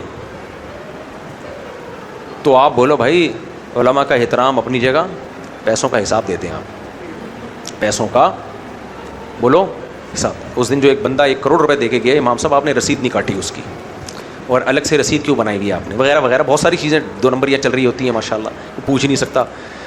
تو یہ بھی ایک بہت بڑی رکاوٹ ہے, لینگویج بیریئر جسے کہا جاتا ہے. زبان کا, زبان قریب نہیں آنے دیتی. جو زبانیں استعمال کی جاتی ہیں داعی کی طرف سے, جو مشکل الفاظ وہ استعمال کر رہا ہوتا ہے. اب استعمال ہے اردو میں, استعمال نہیں ہے. لفظ تو عربی میں استعمال ہی ہے, اردو میں کیا ہے, استعمال. بس اتنا کافی ہے. تو یہ بیان میرا زیادہ طلبہ کے لیے زیادہ ہے, آپ لوگوں کے لیے کم ہے, لیکن میرا خیال ہے آپ لوگ بھی تائید کریں گے کہ بات ٹھیک ہے. بات کیا ہے, ٹھیک ہے یہ. تو اس سے اب دیکھو, ایک دفعہ ہمیں رینجرز والوں نے بلایا سب علماء کو. بس آخری بات کر کے بیان ختم کرتا ہوں. سیکیورٹی کے چند سال پہلے بڑے معاملات چل رہے تھے, تو کراچی کے رینجرز آفیسر سارے مذہبی رہنماؤں کو بلایا, سیکیورٹی کے حالات پہ ہم مشورہ کرتے ہیں وغیرہ وغیرہ. میں بھی چلا گیا. میں نے وہاں جا کے دیکھا, جب وہ رینجر کا آفیسر کچھ مشورہ لے رہا ہے نا کہ آپ بتائیں کیا کرنا ہے. اب جیسے مجھ سے پوچھا بتائیں کیا کرنا ہے, میں نے بتایا کہ بھائی یہ حالات ہیں, اس میں یہ سجیشن ہے, یہ ہونا چاہیے وغیرہ, ختم. آپ بتائیں کیا کرنا ہے.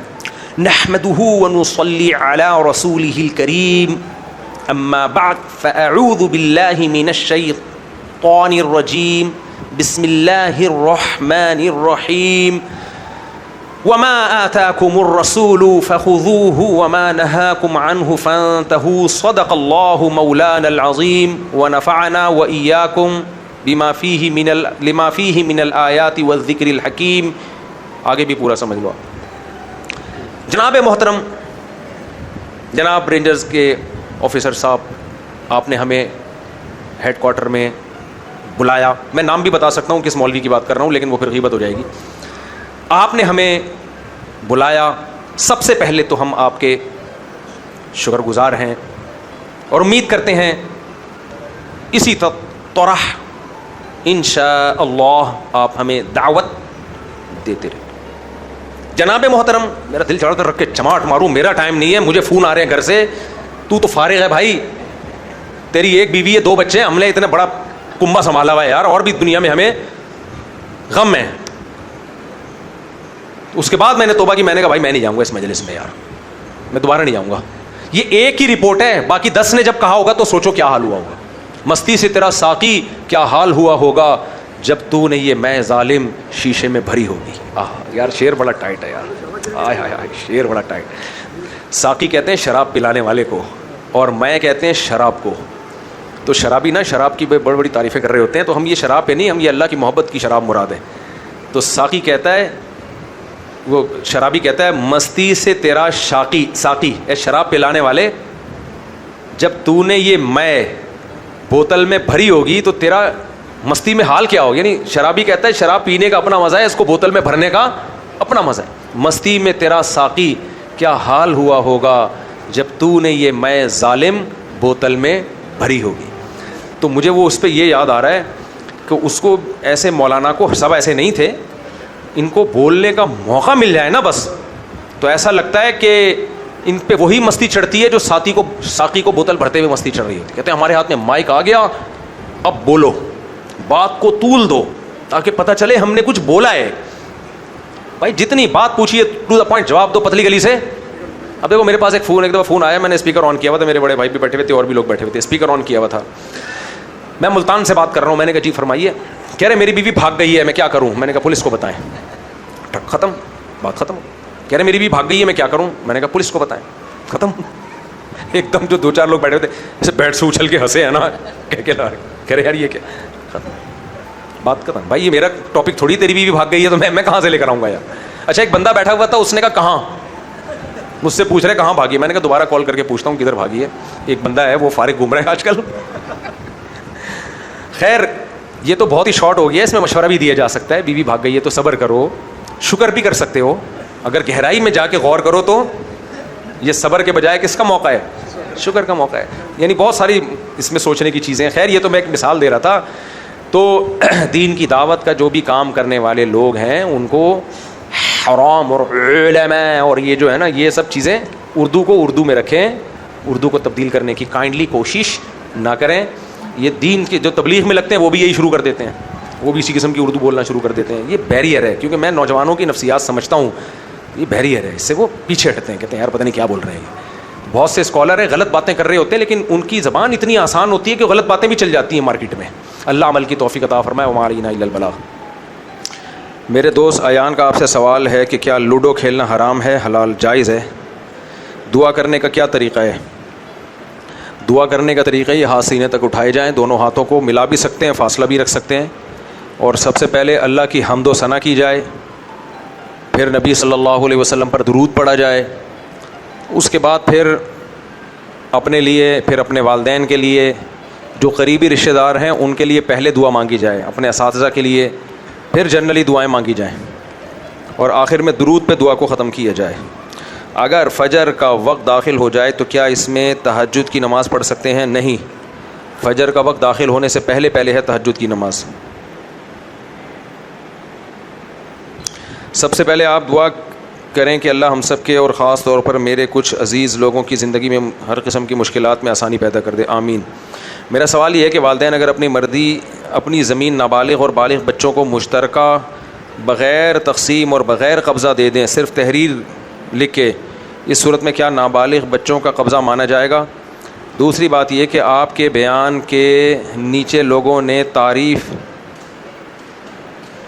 کیا لکھا ہوتا ہے, تصریف کے بجائے بولا ہوتا ہے کہ اس کو سلام کی پوری معلومات نہیں ہیں اور یہ بازاری کتابوں کے مفتی ہیں. آپ ان جیسے لوگوں کے لیے کچھ بولیں ورنہ یہ ہمیں بھی برا بولتے ہیں. بولنے پر تو گورنمنٹ کی طرف سے کوئی پابندی نہیں ہے بھائی, کچھ بھی بول سکتا ہے. یہ جو اکثر لوگ مجھے کہہ رہے ہوتے ہیں مفتی صاحب بالکل علم سے فارغ ہیں, بس یہ لطیفوں والے سرکار ہیں, لطیفوں والی. میرے بیانات سے نا لوگ شارٹ کلپ میں چلاتے ہی لطیفے ہیں, باقی میری حیثیت کیا ہے علماء کے مقابلے میں تو میں زیرو ہوں. لیکن جو میری جو ٹوٹی پھوٹی علمی حیثیت ہے وہ ایسا ہی نہیں ہے کہ اٹھے اور بیٹھ کے ہم نے بیانات ٹھوکنا شروع کر دیے, مسائل بتانا شروع کر دیے. پراپر وے میں جو علم حاصل کیا جاتا ہے, جو ایک پورا طریقہ ہے صدیوں سے چلا آ رہا ہے, اس ٹریک سے الحمدللہ ہم بھی گزرے ہیں, جن میں سب سے پہلے عربی گرامر ہے, عربی ادب ہے, پھر حدیث ہے, فقہ ہے, قرآن کی تفسیر ہے. یہ اس سارے پروسیس سے میں گزرا ہوں.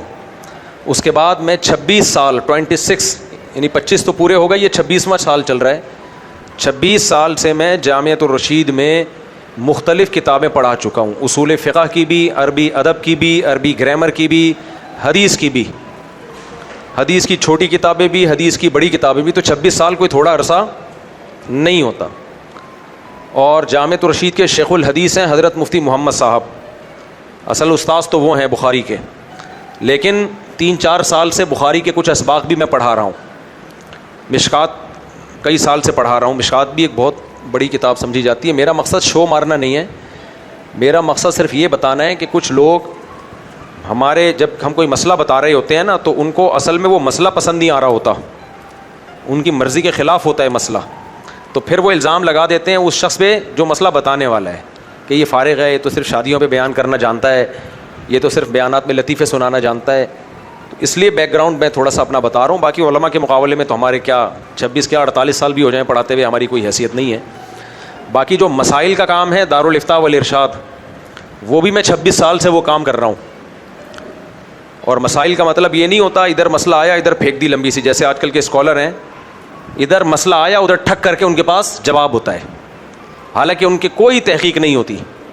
ہمارے ہاں تحقیق کا اصول ہوتا ہے, مسئلہ جب آتا ہے تو وہ نیا مسئلہ نہیں ہوتا, صدیوں سے وہ مسئلہ چلا آ رہا ہوتا ہے امت میں, اس پہ پہلے سے ریسرچ ہو چکی ہوتی ہے, وہ بھی تحقیق ہوتی ہے, قرآن و سنت میں بھی دیکھا جاتا ہے. پھر اگر آپ کی کوئی رائے ایسی ہے جو امت سے ہٹ کر ہے تو پھر دیگر علماء سے مشورہ بھی لیا جاتا ہے, بڑے علماء سے رابطہ کیا جاتا ہے, اس کے بعد جا کے ایک فتویٰ ہے جس پہ سائن کیے جاتے ہیں, پھر وہ فتویٰ سوسائٹی میں آتا ہے. تو چونکہ یہ نئے نئے اسکالر ان میں سے کچھ بھی نہیں آتا, اس لیے مفتیان کرام کے خلاف پروپیگنڈا کرتے ہیں کہ ہم مفتی سے مسئلہ کیوں پوچھیں بھائی, دین کا مسئلہ تو کوئی بھی بتا سکتا ہے. یہ بالکل غلط ہے, دین کا مسئلہ ہر ایک نہیں بتا سکتا. اگر ہر ایک بتا سکتا ہے تو پھر پوچھتا کیوں ہے, خود ہی بتا دے نا. پوچھنے والا علماء سے پوچھ کیوں رہا ہے, ہر ایک میں تو وہ خود بھی داخل ہے نا, خود بتا دے. آپ کہہ سکتے ہو تحقیق نہیں ہوتی تو کر لے تحقیق انٹرنیٹ پہ جا کے, اس کو پتہ ہے تحقیق کرنا آسان کام نہیں ہے. دین میں دو طرح کے مسائل ہیں, کچھ تو بہت آسان ہیں جن کا عقیدے سے تعلق ہے, کچھ مسائل ہیں گہرائی میں جا کے حل کرنے والے, وہ ہر آدمی کا کام نہیں ہے. وہ اس کے لیے مفتیان کرام کا ہونا ضروری ہے. اور مفتی کا مطلب خود سے مفتی نہ لگا دے اپنے نام کے ساتھ, اس کے بڑوں کی طرف سے جو پہلے سے فتوے میں ماہر ہیں ان کی طرف سے اس کو پرمیشن ملی ہو. مجھے 2011 میں اپنے بڑوں کی طرف سے پرمیشن مل گئی تھی کہ آپ اپنے اسٹیمپ کے ساتھ بھی فتویٰ دے سکتے ہو, لیکن پھر بھی میں نے نہیں دیا. 2011 کے بعد یعنی مجھے پرمیشن مل گئی تھی کہ آپ اپنا دارالافتاء کھول سکتے ہو. اب بڑوں نے اعتماد کیا نا کہ کوئی سوال آپ کے پاس آئے, جواب لکھ کے اپنے سائن اور اپنے اسٹیمپ کے ساتھ آپ فتویٰ دے سکتے ہو. بڑے آپ کو اتھارٹی دیں گے تو آپ یہ کام کرو گے. ہمارے یہاں جو آج کل مارکیٹ میں نئے نئے اسکالر آ رہے ہیں, کسی بڑے کی طرف سے پرمیشن ان کو نہیں چاہیے ہوتی, اپنے ہی منہ میاں مٹھو بنے ہوتے ہیں, کوئی ادارہ نہیں ہوتا ان کے پیچھے, بس میں ہی ہوں سب کچھ. ہمارے یہاں مدرسوں میں ایسا نہیں ہے, جو پہلے سے بڑے ہیں سینئر ہیں وہ آپ کو اس قابل سمجھیں گے تو آپ کو پرمیشن دیں گے. تو مجھے یہ پرمیشن ہمارے استاذ کی طرف سے کب ملی تھی, 2011 میں, یعنی 11 سال فتوے کا کام کرنے کے بعد ملی تھی کہ آپ اپنا دارالافتاء اپنی مسجد میں کھول سکتے ہو. دارالافتاء کا مطلب وہاں ڈاک آئے گی, آپ اپنے. پھر بھی میں نے نہیں کیا کیونکہ مجھے ڈر لگتا تھا, فتوے پہ سائن کرتے ہوئے ڈر لگتا تھا, دستخط اسٹیمپ لگاتے ہوئے ڈر لگتا تھا کہ یار کوئی مسٹیک نہ ہو جائے مجھ سے. تو بھی میں یہی کرتا تھا, فتویٰ جامعۃ الرشید میں بھیجتا تھا میں, جواب لکھا لیکن اسٹیمپ وہاں کی لگے گی. لیکن پھر وہاں رش اتنا بڑھ گیا تو اب جا کے 2026 میں ہم نے دارالافتاء بنایا ہے. یعنی 2011 میں اجازت ملی, پھر بھی مجھ میں ہمت نہیں ہو رہی تھی کہ یار کیسے ہم, کوئی خدا نہ خواستہ کوئی غلطی ہو جائے تو سوال پوچھنے والا تو کہہ دے گا ان سے پوچھا تھا, گناہ کس کی گردن پہ ہوگا, ہماری گردن پہ. تو میں سارے سوال وہیں بھیج دیا کرتا تھا. تو اب جا کے 2026 میں کیونکہ سوالات کا برڈن بہت زیادہ ہے جامعۃ الرشید پہ بھی, تو پھر ہم نے اب اپنا دارالافتاء کھولا ہے. ابھی 15 دن بھی نہیں ہوئے اس کو افتتاح ہوئے ہوئے. تو اب یہاں سے باقاعدہ جو لوگ آ رہے ہیں سوال ہو میری اسٹیمپ کے ساتھ, پھر دستخط کے ساتھ, وہ مسائل ہم نے جاری کرنا شروع کیے ہیں. تو 26 سال یہ کام کرنے کے بعد, جس میں 8-10 سال پڑھائی ہے اور 26 سال پریکٹس ہے. آج کل کے اسکالر ہیں ایسے, علماء کے علاوہ کی بات کر رہا ہوں, کچھ بھی نہیں آتا, 4 کتابیں پڑھ لی ہیں, کسی نے سیرت کی چند کتابیں پڑھی وہ مفتی بن گیا. عربی تو اکثر کو آتی نہیں ہے, عربی میں ایک عبارت نہیں پڑھ سکتے یہ لوگ. کسی نے کسی کا کلپ دیکھا تو وہ مفتی بن گیا. تو یہ تھوڑی ہوتا ہے یار, مذاق بنایا ہوا ہے دین کو. اس لیے پراپر وے میں آپ, جب تک کوئی پراپر مفتی نہ ہو اس کے بغیر آپ مسئلہ پوچھیں گے تو اس مسئلے پر عمل کرنا آپ کے لیے جائز نہیں ہوگا. باقی جو انہوں نے سوال پوچھا ہے کہ نابالغ اور بالغ بچوں کو مشترکہ زمین دی, خوب سمجھ لو, مسئلہ سمجھو اچھی طریقے سے. جب بھی آپ کسی کو کوئی گفٹ دیتے ہیں, میں آسان لفظوں میں سمجھا رہا ہوں تاکہ پیچیدہ نہ ہو. علماء کو تو اس سے تو کسی اور لب و لہجے میں یعنی کسی اور اس ٹرم میں اصطلاحات میں بات کی جاتی ہے. عوام کی مینٹیلیٹی پہ آ کے مشکل مسائل سمجھانا بڑا مشکل ہوتا ہے. دیکھو شریعت کا ایک اصول ہے کہ جب آپ کسی کو کوئی چیز گفٹ کرتے ہیں تو قبضہ دینا ضروری ہے. قبضے کے بغیر وہ ہبہ مکمل نہیں ہوتا. مثال کے طور پر, یہ ہمیشہ کے لیے مسئلہ یاد رکھ لیں, اس پہ کلپ بنا کے چلا دینا, چلائیں گے پھر بھی نہیں, مجھے یاد ہی نہیں رہتا. میں یہ کہتا ہوں یہ گھڑی میں نے بھائی صاحب کو گفٹ کر دی, یہ میں نے کہہ دیا کہ گھڑی آج سے کس کی ہوئی, ان کی ہوئی. یہ کہا اور میں اللہ نہ کرے مر گیا. اب آپ بتاؤ یہ گھڑی ان کی ہوگی یا اس میں وراثت جاری ہوگی؟ بولو, وراثت, یہ میرے وارثوں کی ہوگی. وجہ کیا ہے؟ یہ ہبہ ہے, گفٹ ہے.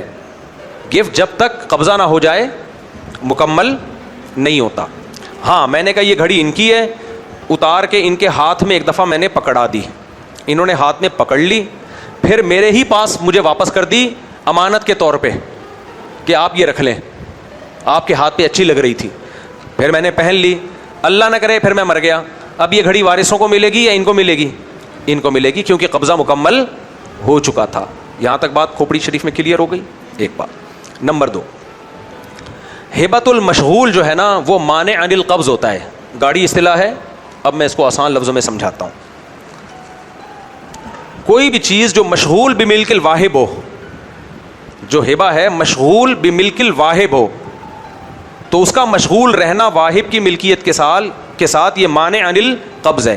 گاڑی اصطلاح ہے، اب میں آسان لفظوں میں سمجھاتا ہوں. میں نے آپ کو گفٹ دیا ایک تھیلا جس میں آٹا پڑا ہوا ہے میرا، یا ایک بیگ ہے. بیگ اچھی چیز ہے نا. بیگ میں لیپ ٹاپ کس کا ہے؟ میرا لیپ ٹاپ ہے. اور میں آپ کو لیپ ٹاپ نہیں بیگ گفٹ دینا چاہ رہا ہوں. آپ نے کہا یار مفتی صاحب یہ بیگ آپ نے لیدر کا کہاں سے خریدا، بڑا اچھا بیگ ہے، یہ بیگ آپ مجھے دے دو. بیگ میں لیپ ٹاپ کس کا رکھا ہوا ہے؟ میرا. میں نے لیپ ٹاپ گفٹ نہیں دیا، میں نے صرف آپ کو بیگ گفٹ دیا اور آپ کے قبضے میں دے دیا، لیکن لیپ ٹاپ اس میں کس کا ہے؟ بولو. میرا ہے. تو چونکہ یہ بیگ یہ میری ملکیت کے ساتھ مشغول ہے، میری چیزوں میں استعمال ہو رہا ہے، تو ایسے موقع پہ اگر یہ بیگ آپ کے قبضے میں بھی دے دوں تو وہ قبضہ معتبر نہیں ہے. آئی بات سمجھ میں؟ تو اس کے لیے یہ ضروری ہے کہ میں لیپ ٹاپ کو اس بیگ سے نکالوں، پھر وہ آپ کے ہاتھ میں دوں، خالی کر کے دوں. اس سے کیا ہوگا؟ کیونکہ جب تک وہ میری ملکیت میں استعمال ہو رہا ہے، میری ملکیت میں استعمال ہو رہا ہے، آپ کے کام کا نہیں ہے وہ، تو میری ملکیت میں استعمال ہو رہا ہے تو اس کو قبضہ سمجھا نہیں جائے گا. تو شریعت کہتی ہے وہ لیپ ٹاپ آپ نکالیں، بیگ کو خالی کریں، پھر بیگ اس کو پکڑا دیں. اب اس کا مالک کون ہو گیا؟ یہ مالک ہو گئے. آئی بات سمجھ میں؟ یعنی جو چیز آپ دے رہے ہیں نا وہ میری چیز میں استعمال نہ ہو رہی ہو. ہاں اگر میں لیپ ٹاپ سمیت بیگ پکڑا دیتا ہوں، لیپ ٹاپ بھی گفٹ ہے اور بیگ بھی گفٹ ہے، پھر ہو جائے گا. ان کو میں نے جب پکڑا دیا، یہاں تک بات سمجھ میں آ گئی؟ کوئی پیچیدہ تو نہیں ہے مولوی صاحب؟ کوئی پرابلم تو نہیں ہے؟ وہ جو بیٹھے ہوئے آسان ہے نا. اچھا ہم اس معاملے کو الٹا کر لیتے ہیں. جب مفتی بنانا ہی آپ کو تو پھر پورا ہی بنا دیں. ہبۃ المشغول بملک الواہب قبضے سے مانے ہے، شاغل مانے نہیں ہے. کیا مطلب؟ میں نے آپ کو بیگ میں اندر میرا لیپ ٹاپ تھا، میں آپ کو بیگ نہیں بلکہ لیپ ٹاپ گفٹ کرنا چاہ رہا ہوں. میں کیا گفٹ کرنا چاہ رہا ہوں؟ لیپ ٹاپ. تو بیگ سمیت میں نے لیپ ٹاپ آپ کو پکڑا دیا اور کہا کہ بیگ مجھے واپس کر دینا، لیپ ٹاپ آپ کا ہے. اب یہ قبضہ مکمل ہو گیا، یعنی لیپ ٹاپ ان کا ہو گیا. لیپ ٹاپ کو بیگ سے الگ نکالنے کی ضرورت نہیں ہے، کیونکہ ہبہ بیگ کا نہیں ہے، لیپ ٹاپ کا ہے. لیپ ٹاپ کسی چیز کے ساتھ مشغول نہیں ہے. بیگ کا کام کیا ہے؟ چیزوں کو اسٹور کرنا. وہ میری چیزیں جب تک اسٹور کر رہا ہے تو قبضہ نہیں ہے. لیپ ٹاپ کا کام چیزوں کو اسٹور کرنا نہیں ہے، وہ تو خود بیگ میں اسٹور ہو رہا ہے. 3 صورتیں بن گئیں. صرف بیگ ہبہ کر دیا، لیپ ٹاپ نہیں کیا، تو جب تک لیپ ٹاپ نکلے گا نہیں بیگ ہبہ ہوگا نہیں. دوسری کنڈیشن، صرف لیپ ٹاپ ہبہ کیا، بیگ ہبہ نہیں کیا، تو جیسے ہی بیگ ان کے ہاتھ میں پکڑاؤں گا لیپ ٹاپ کا ہبہ مکمل ہو گیا، بیگ یہ واپس کر دیں مجھے. اور تیسری چیز، لیپ ٹاپ اور بیگ دونوں گفٹ میں دے دیے تو پکڑاتے ہی دونوں چیزیں گفٹ ہو گئیں. 3 مسئلے سمجھ میں آ گئے. یہ روزمرہ کی زندگی میں ان میں بڑا فرق پڑتا ہے. اب سمجھو ایک بات تو یہ ہو گئی، یہ مسئلہ کلیئر ہو گیا. دوسرا مسئلہ، جب بھی ہم کسی کو مشترکہ چیز گفٹ دیتے ہیں، کون سی چیز گفٹ دیتے ہیں؟ یعنی مشترکہ چیز نہیں، اپنی چیز گفٹ دیتے ہیں مشترکہ طور پہ. ایک چیز 2 آدمیوں کو دے رہے ہو آپ. اسی لیپ ٹاپ کی مثال پہ آ جاؤ. ویسے میں کسی کو لیپ ٹاپ گفٹ دوں گا نہیں. بیگ ہے، میں نے گفٹ دے دیا جمشید اور زید دونوں کو. کیا گفٹ دے دیا؟ بیگ. کیا گفٹ دے دیا؟ بیگ. تو دونوں ان میں سے کوئی ایک بھی نمائندہ بن کے قبضہ کر لے گا تو مالک دونوں بن جائیں گے. یعنی ایک نے کہا چل میں لے رہا ہوں، تیری طرف سے بھی میں ہی وصول کر لیتا ہوں، دونوں کا قبضہ پھر ضروری نہیں ہے. دے دیا، دیتے ہی دونوں اس کے کیا بن گئے؟ مالک. دونوں کا آدھا آدھا ہو گیا. وہ جیسے چاہیں استعمال کریں، باریاں لگا لیں یا ایک دوسرے کو آدھی قیمت دے کے خرید لے، اس سے وہ ان کا ہیڈک ہے. گائے میں نے گفٹ دے دی، میں نے کہا آج سے گائے واسے کی اور سعد بھائی کی ہو گئی. گائے جیسے ہی پکڑاؤں گا، ان کے ہاتھ میں ڈوری آئی، یہ دونوں گائے کے مالک بن گئے. تقسیم کرنا ضروری نہیں ہے کیونکہ گائے قابل تقسیم ہے نہیں. اور بیگ قابل تقسیم ہے نہیں. آدھا آدھا کیا نہیں جا سکتا نا, آدھا کریں گے تو استعمال کے قابل نہیں رہے گا. ایک چھوٹا سا کمرہ تھا, میں نے گفٹ میں دے دیا اس کو بھی اور اس کو بھی. پہلے تو میں ایک بندے کی مثال دے رہا تھا نا, دو بندوں کو گفٹ دیا جا رہا ہے. میں نے کہا یہ ایک کمرہ آپ دونوں کا ہوا, تو تقسیم کرنا ضروری نہیں ہے, کیونکہ کمرے کو ڈیوائڈ کر کے دیں گے نا تو وہ نہ اس کے کام کا رہے گا نہ اس کے کام کا رہے گا, لہذا دے دیا, دونوں کا ہو گیا. لیکن جو چیزیں قابل تقسیم ہوتی ہیں, تقسیم کے بعد بھی استعمال کے قابل ہوتی ہیں, ان میں تقسیم کیے بغیر ہبہ مکمل نہیں ہوتا. سمجھ میں آ رہی ہے بات؟ 400 گز کا ایک پلاٹ ہے, آپ کسی کو گفٹ میں دے رہے ہو, دو بندوں کو میں نے گفٹ میں دے دیا, یہ پلاٹ آپ دونوں کا ہوا, دونوں کے لیے قبضہ کرنا ضروری ہے, کیا خیال ہے؟ لیکن یہ قبضہ اس وقت تک شریعت نہیں مانے گی جب تک لکیر لگا کے 2 ٹکڑے نہ کر دو اس کے, کیونکہ بیگ یا ایک کمرہ تقسیم کے قابل نہیں تھا. 400 گز کا جو پلاٹ ہے وہ تقسیم ہو سکتا ہے, تو وہاں تو مجبوری تھی, تقسیم ممکن نہیں تھا. یہاں قبضے کے لیے تقسیم کرنا پڑے گا, بھائی یہ آدھا تیرا, تو اس کو قبضے میں لے لے, یہ والا آدھا تیرا, تو اس کو قبضے میں لے لے. اور پلاٹ کا قبضہ کیسے ہوگا؟ جائے وہاں جا کے کھڑا ہو جا, بس ایک دفعہ یہ میرا ہو گیا. تو جو چیزیں تقسیم کے قابل ہوتی ہیں انہیں تقسیم کیے بغیر جب آپ ہبہ کرتے ہو تو وہ ہبہ مکمل نہیں ہوتا. یہاں تک بات شریف سمجھ میں آ گئی ہے؟ اب ہوتا کیا ہے, ماں باپ کیا کرتے ہیں, اپنی جائیدادیں اولادوں میں ڈیوائڈ کر کے چلے جاتے ہیں اور کہتے ہیں بیٹا یہ جو میرا 1000 گز کا پلاٹ ہے, میرے ایک بچے کا نام جمشید, ایک کا نام وسیم, یہ 1000 گز کا پلاٹ جمشید اور وسیم کا ہوا, اور قبضہ بھی دے دیا کہ جاؤ تم دونوں قبضہ کر لو. شریعت میں یہ قبضہ معتبر نہیں ہے. بعد میں تنگ کرتے ہیں پھر مفتیوں کو کہ ہم نے تو ان کو دے دیا تھا, انہوں نے تو قبضہ بھی کر لیا تھا, تو اب اس میں وراثت کیوں جاری ہو رہی ہے؟ وارثوں کی لڑائی ہوتی ہے. کسی مدرسے سے فتویٰ لیتے ہیں تو مدرسے والے کہتے ہیں بھائی ایک پلاٹ 2 بیٹوں میں ڈیوائڈ کیا ہے, 2 بیٹوں کو گفٹ میں دیا ہے, تو اس کو ڈیوائڈ کرنا ضروری تھا, کیونکہ یہ مشاع چیز کا ہبہ ہے, اور مشاع چیز کا ہبہ ان چیزوں میں جو تقسیم کے قابل ہوں وداؤٹ تقسیم جائز نہیں ہے. آئی بات کھوپڑی شریف میں؟ اس کو ڈیوائڈ کرنا پڑے گا. ہبۃ المشاع فیما یقسم لا یجوز قبل القسمہ, تو اس میں ڈیوائڈ کرنا پڑے گا. یہ والا تمہارا ہو گیا, یہ والا بولو تمہارا ہو گیا. اسی طرح اکاؤنٹ میں 1 لاکھ روپے پڑے ہوئے ہیں, آپ نے بولا میرے مرنے کے بعد اس میں وراثت جاری نہیں ہوگی, یہ 1 لاکھ روپے جمشید اور وسیم میرا جو بیٹا ہے ان کے ہو گئے, تو نہیں ہوں گے ان کے, کیونکہ 1 لاکھ روپے قابل تقسیم ہے یا نہیں ہے؟ پہلی بات یہاں قبضہ نہیں ہوا, آپ کے اکاؤنٹ سے نکل کے ان کے اکاؤنٹ میں جانا چاہیے تھا. نمبر 2, اکاؤنٹ میں بھی الگ الگ اکاؤنٹ میں 50,000 اس کے اکاؤنٹ میں, 50,000 اس کے اکاؤنٹ میں جانا چاہیے تھا, تو یہ کچھ بھی نہیں ہوا اس میں سے. تو جب بھی ہبہ کیا جائے گا قبضہ بھی, اور جو تقسیم کے قابل چیزیں 2 بندوں میں تو ڈیوائڈ کر کے اس کو قبضہ کیا جائے گا. یہاں تک بات کلیئر ہو گئی؟ ایک بات. دوسری بات, نابالغ بچے کو باپ جب کوئی چیز ہبہ کرتا ہے تو قبضہ کون کرے گا؟ نابالغ بچے کی طرف سے خود باپ ہی قبضہ کرتا ہے. بھائی کسی نابالغ بچے کو کسی شخص نے گفٹ دیا تو نابالغ بچے کی طرف سے باپ جب قبضہ کرے گا تو وہ قبضہ نابالغ بچے ہی کا کہلائے گا. یہاں تک کھوپڑی شریف میں بات آ گئی ہے؟ یہ مسائل روزمرہ میں بہت پیش آ رہے ہیں, گھروں میں لڑائیاں ہوتی ہیں بعد میں. اب باپ نے اپنے نابالغ بچے کو پلاٹ گفٹ میں دے دیا تو قبضہ کون کرے گا؟ باپ خود کرے گا. تو باپ کے قبضے میں تو آلریڈی ہے وہ, لہذا وہاں قبضہ ضروری نہیں ہے, کیونکہ باپ کا قبضہ ہی بچے کے قبضے کے قائم مقام بن جائے گا. لہذا وہاں سے صرف منہ سے اتنا پھوٹ دینا, یعنی منہ سے اتنا کہہ دینا کافی ہے کہ یہ پلاٹ میں نے اپنے فلاں بچے کو دے دیا ہے. یہاں تک بات کلیئر ہو گئی؟ مجھے لگ رہا ہے آپ لوگ کو کچھ زیادہ ہو گیا, کچھ پھنس گئے ہو, مصیبت میں پھنس گئے ہو. بس اب مکمل ہی کر لیتا ہوں, شاید انٹرنیٹ پہ کسی کی سمجھ میں آ جائے. آپ کے 4 نابالغ بچے تھے, اب 1000 گز کا پلاٹ آپ چاروں میں دینا چاہتے ہو تو شریعت میں تقسیم کر کے دو نا, لیکن چونکہ یہاں قبضہ ہی ضروری نہیں ہے تو تقسیم کرنا بھی ضروری نہیں ہے. تو نابالغ بچوں میں اگر آپ نے دے دیا تو بس اتنا کہہ دینا کافی ہے یہ میرا 1000 گز کا پلاٹ میرے 4 بچوں کا ہے یا بیٹیوں کا ہے, تو بس یہ بولتے ہی ان 4 کا ہو جائے گا. اس میں تقسیم کرنا ضروری نہیں ہے کیونکہ قبضہ ہی ضروری نہیں ہے. یہاں تک بھی بات کلیئر ہو گئی؟ اب انہوں نے مسئلہ پوچھا, اب ہم اس کی طرف آتے ہیں, بس جواب دے کے آگے پتلی گلی سے نکلتے ہیں. اپنی زندگی میں نابالغ اور بالغ بچوں کو مشترکہ طور پہ جب تقسیم کرے گا تو نابالغ بچوں کے جو جب ہبہ کرے گا تو صرف زبان سے کہہ دینا کافی ہے.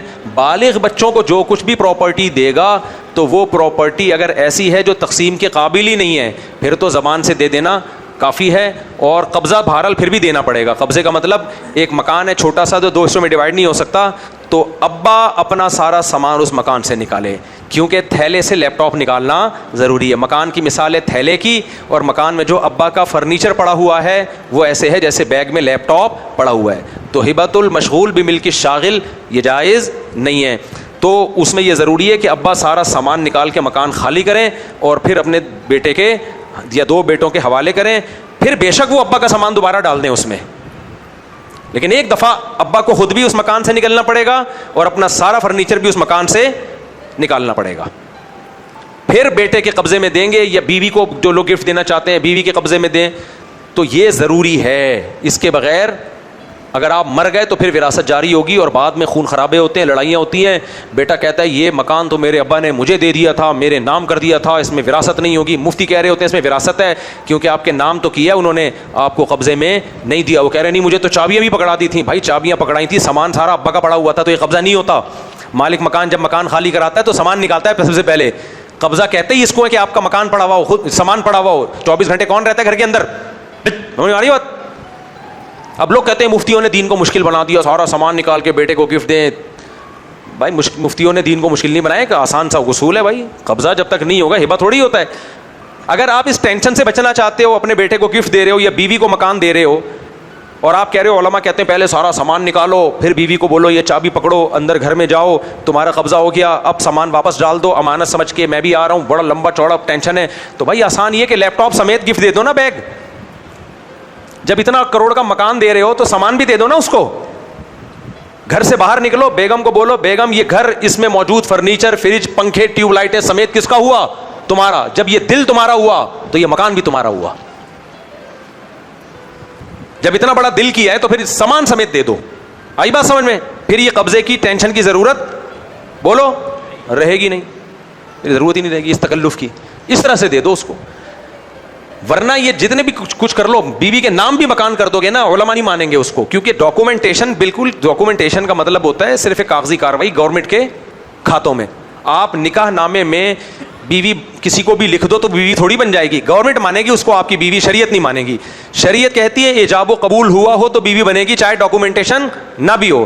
تو گورنمنٹ کے کاغذات میں کسی کے نام مکان کر دینے سے قانونی طور پر تو آپ کو تحفظ مل جاتا ہے, شرعی طور پر وہ مکان کا مالک نہیں بنتا. شرعی طور پہ مکان کی ملکیت ٹرانسفر کرنے کے لیے یہ ضروری ہے کہ آپ زبان سے بھی کہیں اور سامنے والے کو قبضہ بھی دیں آپ. اور قبضے میں ضروری اپنا سارا سامان نکالیں, خود بھی نکلیں وہاں سے, اور بیگم کو یا بچے کو جس کو دینا چاہتے ہیں یا 2 بیٹوں کو دینا چاہتے ہیں ان دونوں سے بولو اس کے اندر دفع ہو جاؤ, اور تھوڑی دیر بے شک چند سیکنڈ رہ لیں, وہ قبضہ ہو گیا, اب بے شک اپنا سامان واپس رکھ لو. اب اس تکلف سے بچنا ہے تو سامان سمیت گفٹ کر دیا جائے. بعض علماء نے ہیلا بیان کیا ہے کہ پہلے سامان اس کو امانت کے طور پہ دی, لیکن اس ہیلے پہ مجھے اطمینان نہیں ہوتا. تو اگرچہ فتویٰ ہے لیکن میں وہی بات بتاتا ہوں جو بالکل بے غبار ہو. یہ جوس بتا دوں کیا چیز ہے, اس کو ہلکا لوگے تم لوگ, میں نہیں بتا رہا, یہ لوگ ہلکا لیں گے. دیکھو میں جو تم لوگ کے ساتھ ریسیپی شیئر کرتا ہوں ان کو ہلکا نہ لیا کرو. میں ڈاکٹر نہیں ہوں لیکن بڑے ڈاکٹروں حکیموں سے ہماری سلام دعا ہے اور تجربے بھی ہوتے ہیں نا کچھ. چقندر کا جوس نکالو 1/3 گلاس میں, 1 گلاس میں چقندر کا جوس 1/3 سمجھتے ہو, یعنی گلاس کے 3 حصے کرو, 1 حصہ چقندر کا جوس. میں نے کینیڈا میں ریسیپی بتائی تھی کہ پھر 1 حصہ سیب کا جوس, وہ بچوں کے لیے ٹھیک ہے لیکن سیب کبھی نہ ڈالو اس میں. سیب ویسے کھا لینا زیادہ فائدہ مند ہے, جوس میں شوگر ہوتی ہے, لیکن چقندر ویسے جب کھاؤ گے تو اس کے بجائے جوس زیادہ فائدہ مند ہے اس کا, لیکن لٹل کوانٹٹی میں. زیادہ چقندر بھر کے پیو گے پیٹ بھی خراب ہوگا, گردوں میں پتھری بھی ہو سکتی ہے, اور شوگر بہت ہائی کر دیتا ہے, یہ موٹاپا لاتا ہے. اس میں شوگر چینی بنتی ہے چقندر سے دنیا میں. گنے کے بعد جو سب سے زیادہ چینی بنتی ہے پتہ ہے کس سے بنتی ہے؟ بیٹ روٹ سے. میں نے خود یہ چقندر کی چینی کھائی ہے دنیا میں, بہت زیادہ اس سے چینی, اس میں شوگر بہت زیادہ ہوتی ہے. تو آپ نے 1/3 جوس نکالا کس کا؟ چقندر کا, اور 2/3 پودینے کا. پودینے کو 10 منٹ پانی میں رکھا, 1 گڈی پودینہ, اس کو تھوڑا سا صاف کر لو, ڈنڈیاں الگ کر دو, پانی میں ڈال دیا 15-20 منٹ کے لیے, تو اس کا میل کچیل نکل آتا ہے. اچھی طرح سے دھو لیا اس کو, دھونے کے بعد اس میں 3-4 لیمن ڈال دو, لیمن میرے اپنے گھر کے ہوتے ہیں, بازاری لیمن جب بھی ڈالیں بڑا غرق ہوا ہے, کڑوا بہت ہوتا ہے, عجیب سا آتا ہے. تو میرے اپنے درخت ہیں, اس میں لیمن لگا ہوا ہے آج کل, تو دنا دن لیمو نکل رہے ہیں اس میں, اور اتنا اچھا لیمن ہوتا ہے آپ ویسے بھی کھا جاؤ اس کو, یعنی توڑ کے درخت سے کھا لیتے ہیں, کچھ نہیں ہوتا. تو عام لیمن کا وہ چھلکا, اے آئی سے میں نے پوچھا, وہ کہہ رہے ہیں عام جو لیمن بازار میں مل رہا ہے اس کے چھلکے میں جراثیم ہو سکتے ہیں, کچھ کیمیکل ہو سکتے ہیں, اسپرے کرتے ہیں نا. بہرحال دھو کے کھا لو, اب اتنا بھی وہمی بننے کی ضرورت نہیں ہے. تو اپنے گھر کا لیمن لیا, اور یہ جو 10 منٹ تک ہم نے اس کو پانی میں 15 منٹ تک رکھا, پودینے کو اچھی طرح, ابھی جوس پہلے نہ نکالو, پہلے پودینے والا کام کر لو. میں اس کی ایک ریسیپی گھر پہ بنا کے بھی انشاءاللہ شیئر کروں گا آپ کے ساتھ. یہ بہت ہی فائدہ مند جوس ہے. یہ ABC جوس نہیں ہے. ایک ہوتا ہے چکندر, سیب اور گاجر کا, نہ گاجر واجر کا جوس نہ پیا کرو, اس میں وٹامن اے بہت تھوڑا ہوتا ہے, شوگر بہت زیادہ ہوتی ہے. جو پڑھے لکھے لوگ ہیں وہ گاجر کے جوس سے منع کرتے ہیں. پہلے زمانے میں پیتے تھے گاجر کا جوس پیو, دبا کے آنکھیں تیز ہوں گی, ایسا کچھ بھی نہیں ہے. گاجر کے جوس سے موٹاپا آئے گا, آنکھیں, اور جب شوگر بڑھے گی تو آنکھیں خراب ہوں گی اس سے. گاجر کھاؤ, ویسے کھا لو گاجر, جوس ووس نہیں پیا کرو. سمجھ میں آ رہی ہے بات؟ شوگر بہت ہے نا. اب بھائی صاحب دیکھو, سگریٹ سے زیادہ نقصان دہ شوگر ہے, یعنی شوگر کی زیادتی, سگریٹ سے زیادہ اس کے نقصانات ہیں. تو آپ نے کیا کیا, پودینے کو 10-15 منٹ پانی میں رکھا, پھر اس کو اچھی طرح صاف کر لیا. گرائنڈر مشین ہوتی ہے نا چھوٹی والی, ایک جوسر مشین نہیں, گرائنڈر مشین چھوٹی, اس میں 2-4 پہلے لیمو کے وہ نکال لو, بیج, لیمو نچوڑا, بیج نکالا, اور رس سمیت, چھلکوں سمیت آپ نے پودینے میں وہ ملا دیا, اور چھلکوں سمیت اس کو اچھی طریقے سے کیا کر لیا, گرائنڈ. تھوڑی دیر رکھ بھی دو اس کو تو اور زیادہ اچھا ہے, آدھا گھنٹہ رکھ دو تاکہ اس کا سارا جوس نکل آئے. اس کے بعد آپ نے اس کو نچوڑ لیا. کچھ لوگ ایسے ہی پی جاتے ہیں, فائبر بہت مل جاتا ہے, وہ بھی ٹھیک ہے, لیکن میں ایسے نہیں پیتا, کیونکہ مزہ بھی تو آئے نا, خالی فائبر کا کیا کرنا ہے, تو میرے پیٹ میں پھر وہ ٹھہرتا نہیں ہے. بعض لوگ بہرحال بہتر یہی ہے کہ اس کو نچوڑ کے پانی نکالے بغیر اس پودینے کو اس چھلکے سمیت ایسے ہی کھا لو. تو چھلکوں کو گرائنڈ کیا, لیمن کا جوس بھی گرائنڈ ہو گیا, اس میں پودینہ بھی گرائنڈ ہو گیا, پوری چٹنی بن گئی. اس کو آپ نے اچھی طریقے سے کیا کیا, بلکہ نہیں ابھی نہیں, اس کو آپ نے پھر چکندر کا جوس ملایا, اس میں ملا دیا, اور ایک دفعہ اس کو چکر دے کے کپڑے سے چھان لیا یا چھنی سے چھان لیا. نہ چھانو تو زیادہ اچھا ہے, لیکن چونکہ میں نے بتایا فائبر بہت ہے میرے پیٹ میں, پھر وہ ٹکتا نہیں ہے. تو چھان لیا, اور پھر بسم اللہ الرحمن الرحیم, گرمی میں پیو, مزہ نہ آئے پیسے واپس. اگر کڑوا زیادہ لگ رہا ہے, میں تو ایسے ہی پی لیتا ہوں, لیکن بعض لوگوں کو نازک مزاج ہوتے ہیں تو شہد ڈال دو اس میں, 1-2 چمچے شہد ڈال دو, میٹھا. اور روزے میں تو یہی پیا کرو, جب روزہ رکھو نا افطار میں یہی پیو, اتنی انرجی ملتی ہے اس سے. چکندر جو ہے نا بلڈ پریشر کو بھی لو کرتا ہے, بلڈ فلو آپ کی رگوں میں پہنچاتا ہے, یہ دماغ سے لے کے پاؤں کے ناخن تک. اور اس میں پودینہ ڈال کے اس کو ہم نے بیٹم بم بنا دیا ہے, کیونکہ پودینہ چہرے کو بھی صاف کرتا ہے, خون کو صاف کرتا ہے, لیور کے لیے بہترین چیز ہے پودینہ. اور لیمن کے چھلکے میں وٹامن سی کی بہت ساری قسمیں جو آپ کو نارمل کنڈیشن میں, یعنی بس ہٹو بچوں, اب میں کیا تمہیں ڈاکٹروں کی زبان میں سمجھانا شروع کروں. جب یہ تم پیو گے تمہاری باڈی میں آ جائے گا کرنٹ. کیا آ جائے گا, کرنٹ. تمہارا دل چاہے گا میں کس کا جبڑا پھاڑوں جا کے, کس کو گھٹنا ماروں, بھاگو گے, دوڑو گے. یہ پیا کرو آپ, ایسی طاقت جسم میں آ جاتی ہے اس سے. لیکن تم لوگ پتہ ہے کیا کرتے ہو, تم لوگ یہ پیو گے, اس کے بعد جا کے اتنی بڑی بریانی کی دیگ جا کے پھوڑ دو گے, تو کوئی فائدہ نہیں ہے. یہ سارے ٹوٹکے ان لوگوں کے لیے ہیں جو خوراک کم رکھتے ہیں, روٹی چاول بولو کم کھاتے ہیں. پھر اس کے آلٹرنیٹ یہ چیزیں ہیں. اگر روٹی چاول آپ دبا کے پھوڑ رہے ہو تو شوگر آپ نے اپنی اتنی بڑھائی ہوئی ہے, وہ آپ سست ہی رہو گے, آپ جائیدادیں بھی کھا جاؤ گے, آپ میں طاقت نہیں آئے گی. ٹھنڈا ٹھاٹ بہت مزے کا ہے. نظر لگنے کا خطرہ ہے, اس لیے نظریں جھکا لو. جلو مت, خدا تمہیں بھی دے گا. کوئی جل گیا, کسی نے دعا دی, رکشے کے پیچھے لکھا ہوتا ہے کوئی جل گیا, کسی نے, رکشے والا کہتا ہے کہ ٹرک والا مجھے دیکھ کے جل جاتا ہے, اور کچھ جلتے نہیں ہیں, دعا دیتے ہیں کہ اللہ تجھے اور بھی دے. یہ لکھتا کون ہے, رکشے والے. اور جوتے لٹکائے ہوئے ہوتے ہیں رکشے والوں نے کہ ان کو نظر نہ لگ جائے. پاگل کے بچوں, تمہیں ٹرک کو نظر لگی تھی تو رکشہ بنا تھا وہ. اچھا میرے بھائی, تو یہ ہو گیا. نابالغ بچے کو جب پلاٹ, بچہ یا بچی کو کوئی پراپرٹی گفٹ دینی ہے تو بس زبان سے کہہ دینا کافی ہے کہ یہ اس کی ہو گئی. لیکن اگر بالغ کو دینی ہے تو اس میں ڈیوائڈ کرنا ضروری ہے, اگر وہ قابل تقسیم ہے, اور قبضہ دینا ضروری ہے. حالیہ چند دنوں میں عورتوں پہ ظلم کے کچھ واقعات بڑے مشہور ہوئے ہیں، جن میں اسی ہفتے ایک ہی گھریلو ملازمہ کے ریپ کے نتیجے میں حمل ٹھہرا اور اسے پھر ضائع کرانے میں اس عورت کا انتقال ہو گیا۔ ایک اور واقعہ بھی اس طرح کا ہوا ہے کہ 64 سالہ بوڑھے آدمی نے اپنی بیگم کو ہم بستری سے انکار پر لوہے کی سلاخ مار کر قتل کر دیا۔ 2-3 ویڈیوز سوشل میڈیا پر ایسی بھی وائرل ہوئیں جن میں گلیوں سے گزرتی باپردہ خواتین کو اکیلا دیکھ کر بائک قریب لا کر ان کے جسم کو چھو کر بھاگ گئے۔ اس ویڈیو کے نیچے مزید گھٹیا کمنٹس یا پھر اسلامی لوگوں کی جانب سے اسلام کا پیغام کیا لکھا ہوا ہے انداز سے پیش کیا جا رہا ہے اور عورتوں کو ہی قصوروار ٹھہرایا جا رہا ہوتا ہے۔ اس پر بات کریں، کوئی عورت کو چھیڑ کے بھاگ رہا ہے تو اس میں عورت کا کیا قصور ہے؟ آدمی کا قصور ہے۔ یہ خبر میں نے بھی سنی ہے کہ بیگم نے ہم بستری سے انکار کر دیا تھا تو لوہے کی روڈ سے مار دیا۔ بیگم کے لیے جائز نہیں ہے شریعت میں کہ شوہر جب ہم بستری کرنا چاہ رہا ہو تو وہ انکار کرے، یہ جائز نہیں ہے۔ لیکن اس پہ یہ ری ایکشن کہ اس کو مارنا پیٹنا، لوہے سے مار دیا، یہ تو کبیرہ گناہ ہے، اکبر الکبائر ہے۔ تو ایسے شخص کو پھانسی کے پھندے پہ لٹکا دینا چاہیے۔ تو اب یہ جو اس بوڑھے نے اپنی بیوی کو مارا ہے، کہ ظلم کی انتہا ہے نا۔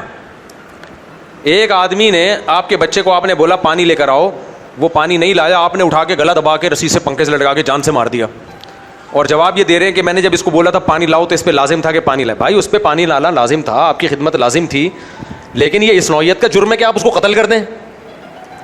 تو ہر باطل نے اپنے جرم کے لیے کوئی بہانہ تراشا ہوا ہوتا ہے، زیادہ سے زیادہ ناراض ہو جاتے ہیں، منہ ادھر کر کے سو جاتے ہیں۔ حدیث میں آتا ہے جب کوئی عورت شوہر کا انکار کرے تو فرشتے ساری رات اس پہ لعنت بھیجتے ہیں۔ یہ حدیث میں اسی وجہ سے کہ آدمی اب ادھر منہ کر کے سوئے گا ناراض ہو کے تو فرشتوں کی ڈیوٹی شروع ہو جائے گی کہ اس کے لیے، اس عورت کے لیے کو بددعائیں دو۔ تو اس بات پہ اس طرح بے دردی سے مارنا، قتل کرنا یہ حرام ہے۔ بھرپور طریقے سے اس پہ احتجاج کریں۔ وہ بیچاری ایک زینب لڑکی تھی نا، اس کو قتل کسی نے ریپ کر کے قتل کیا تھا، تو اس پہ اتنا زیادہ احتجاج ہوا، الحمدللہ اس کو پھانسی دے دی گئی۔ جگر ٹھنڈا ہو گیا، لیکن خدا کی قسم پھر بھی ٹھنڈا نہیں ہوتا جگر۔ ایسی بچیوں کے ساتھ ریپ ہوا اور اس کو مار دیا، ایک دفعہ پھانسی نہیں، ہمارا دل چاہتا ہے اس کو پھانسی دے کے زندہ کرو، پھر لٹکاؤ، پھر زندہ کرو، پھر لٹکاؤ۔ اس کمبخت کو 1000 دفعہ پھانسی ہونی چاہیے۔ یہ جو دنیا میں ایک پھانسی کے بعد بندہ مر جاتا ہے، اس لیے آخرت میں ایک پھانسی نہیں ہے۔ تبھی تو قرآن نے کہا آخرت میں جو میں سزا دوں گا لا یموت فیہا ولا یحیا، اس میں مرے گا نہیں، وہ مرے گا نہیں وہ۔ اس لیے اصل عذاب تو ان بغیرتوں کو آخرت میں ملے گا۔ باقی یہ جو انہوں نے پوچھا ہے گلیوں سے گزرتی باپردہ خواتین، دیکھو کراچی نا ایک بڑی ہی تہذیب کا شہر تھا۔ ہمیں یاد ہے بچپن میں کراچی میں سندھ سے، پنجاب سے لوگ تہذیب سیکھنے آیا کرتے تھے۔ بات آ رہی ہے سمجھ میں؟ اب کیا ہو رہا ہے کراچی میں، جو پڑھے لکھے لوگ ہیں وہ 2 بچے ہی اچھے والی پالیسی پہ چل رہے ہیں۔ کون سی پالیسی پہ؟ 2 بچے ہی اچھے، کیونکہ وہ پڑھے لکھے ہیں۔ 8 بچے پیدا نہیں کریں گے۔ چور اچکے اور ان پڑھ ان کے ہاں 8، کیونکہ وہ میڈیا سے متاثر بولو نہیں ہوتے۔ میں نہیں کہہ رہا سارے ایسے ہی ہیں، بہت سے خاندانی لوگوں کے بھی زیادہ نسل بڑھ رہی ہے، لیکن ان کا ریشو کم ہے۔ کراچی میں جو باہر سے لوگ آئے، KPK سے، پنجاب سے، سرائکی علاقوں سے، ان میں کچھ تو بہت زیادہ ایجوکیٹڈ لوگ ہیں، لیکن چونکہ وہ پڑھے لکھے لوگ ہیں، وہ 2 بچوں سے زیادہ، یہ کیونکہ میڈیا نے ایسا بنا دیا کہ ایکچولی بچے کتنے ہونے چاہیے 2، یہ پاگلوں کی طرح 8، 10، یہ تو چرسیوں کا کام ہے۔ تو اب بتاؤ نسل کس کی بڑھے گی، ان پڑھ لوگوں کی یا پڑھے لکھے لوگوں کی؟ بولو نا، ان پڑھ کی۔ تو جتنے چور اچکے ڈاکو چمار اس ٹائپ کے لوگوں کے دے دنادن درجنوں، کیونکہ وہ کسی سے متاثر نہیں ہوتے۔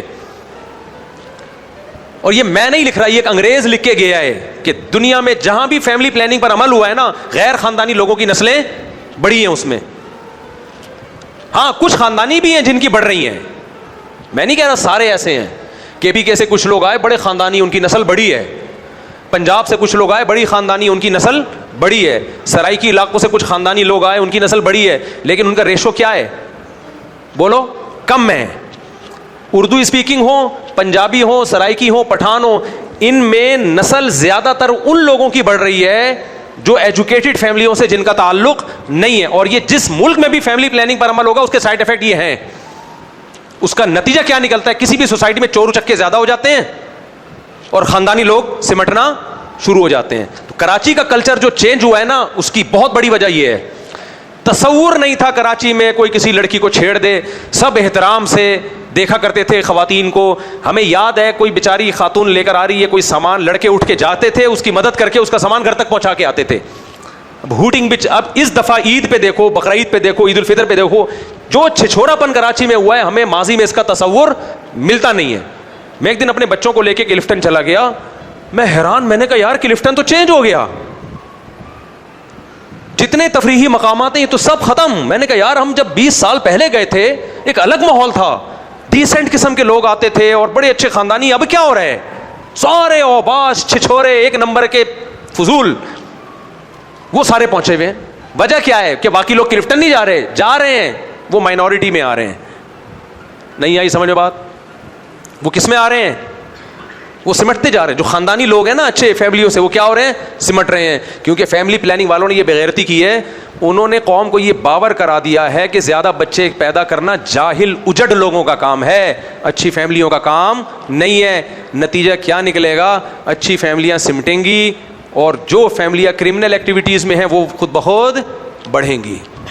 تو یہ تو ہوگا. ابھی جاپان میں ہو کے آیا ہوں, جاپنیز نے ایک بڑی زبردست قوم تیار کی, لیکن اب جاپانیوں کے ہاتھوں سے نکل رہا ہے.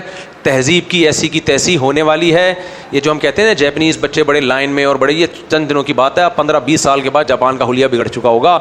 وجہ اس کی یہ کہ پوری دنیا سے, ویتنام سے اور کہاں سے وہ کرمنل لوگ جاپان میں آ کے آباد ہو رہے ہیں, کیونکہ فیکٹریوں میں کام کرنے کے لیے ان کو بندے چاہیے, اور جاپانیوں کی چونکہ پڑھے لکھے ہیں نا تو نسل گھٹ رہی ہے, تو باہر سے ان کو لوگ بلانے پڑ رہے ہیں. وہ ان کے معیار کے نہیں ہے لیکن مجبوری ہے. تو جاپانی پریشان ہے کہ ہم نے جو ایک کلچر مضبوط خوبصورت بنایا ہے, جس میں چوریاں نہیں ہیں, جس میں جھوٹ نہیں ہے, جس میں ڈسپلن ہے, وہ سارے ڈسپلن کی ایسی کی تیسی. تو کراچی کا بھی بیڑا غرق ہو رہا ہے. وہ کراچی نہیں رہا جو ونس اپون اے ٹائم تہذیب تھی, حیا تھی, بات چیت کی, لوگوں کو تمیز تھی. ہم نے خدا کی قسم, لا الہ الا اللہ, مذاق نہیں کر رہا, بچپن میں گالیاں نہیں سننے کو ملتی تھی ہمیں کراچی میں. فحش گالی میں نے نہیں سنی تھی کراچی میں کبھی. ہم جاتے نا اپنے دوستوں میں, مجھے یاد ہے میری زبان سے 8ویں کلاس میں پہلی مرتبہ ایک گالی نکلی تھی, ذلیل کا لفظ, اور میں اس پہ اتنا شرمندہ ہوا تھا کہ یار میں نے گالی دے دی. وہ بھی کون سا لفظ, ابھی بولتے ہوئے بھی اچھا نہیں لگ رہا. رال لام, یہ لفظ نکلا تھا. کسی میں نے ساتھی کو بول دیا تھا تو بڑا ذلیل ہے, یہ بول دیا تھا, اللہ معاف فرمائے. مجھے اتنی شرمندگی ہو رہی تھی یار میں نے کیا بول دیا. یہ کلچر تھا کہاں کا؟ کراچی کا. میں پنجابی قوم کی برائی نہیں کر رہا, ان میں بہت ساری خوبیاں ہم سے زیادہ ہیں, سخاوت میں ہم سے آگے ہیں وہ, لیکن گالیوں کے ماشاءاللہ کیا ہیں, ماسٹر ہیں. پنجاب میں کوئی عالم ہو نا, اس کو اتنا کھلاتے ہیں, اتنے ہدیے دیتے ہیں. کراچی میں یہ رواج نہیں ہے, کھلانے کا ہے, ہدیے ودیے دینے کا. KPK میں کسی مولوی کو 1 روپیہ نہیں دیتے. پٹھانوں کا مولوی سب سے زیادہ غریب ہوتا ہے بیچارے. تنخواہ کیسے ترسا کے KPK میں مولویوں کو دی جاتی ہے. میں پٹھانوں سے کہتا ہوں یار تمہاری سخاوت مولویوں پہ کیوں ختم ہو جاتی ہے؟ کھلائیں گے اس کو, بکرے بھی کھلائیں گے, دمبے بھی کھلائیں گے. اور بھائی اس کو دمبوں کی ضرورت نہیں, اس کو پیسوں کی ضرورت ہے. تو KPK والوں اماموں کو تنخواہ بھی دیا کرو, روکھڑے ہدیے بھی دیا کرو. پنجاب میں جاؤ دیکھو امام کو کروڑپتی بنا دیتے ہیں ایسے ماشاءاللہ. اچھی میں 2 مہینے پنجاب میں رہا ہوں, جیبوں سے پیسے سنبھالے نہیں جا رہے تھے مجھ سے, حالانکہ میں مانگ نہیں رہا تھا کسی سے.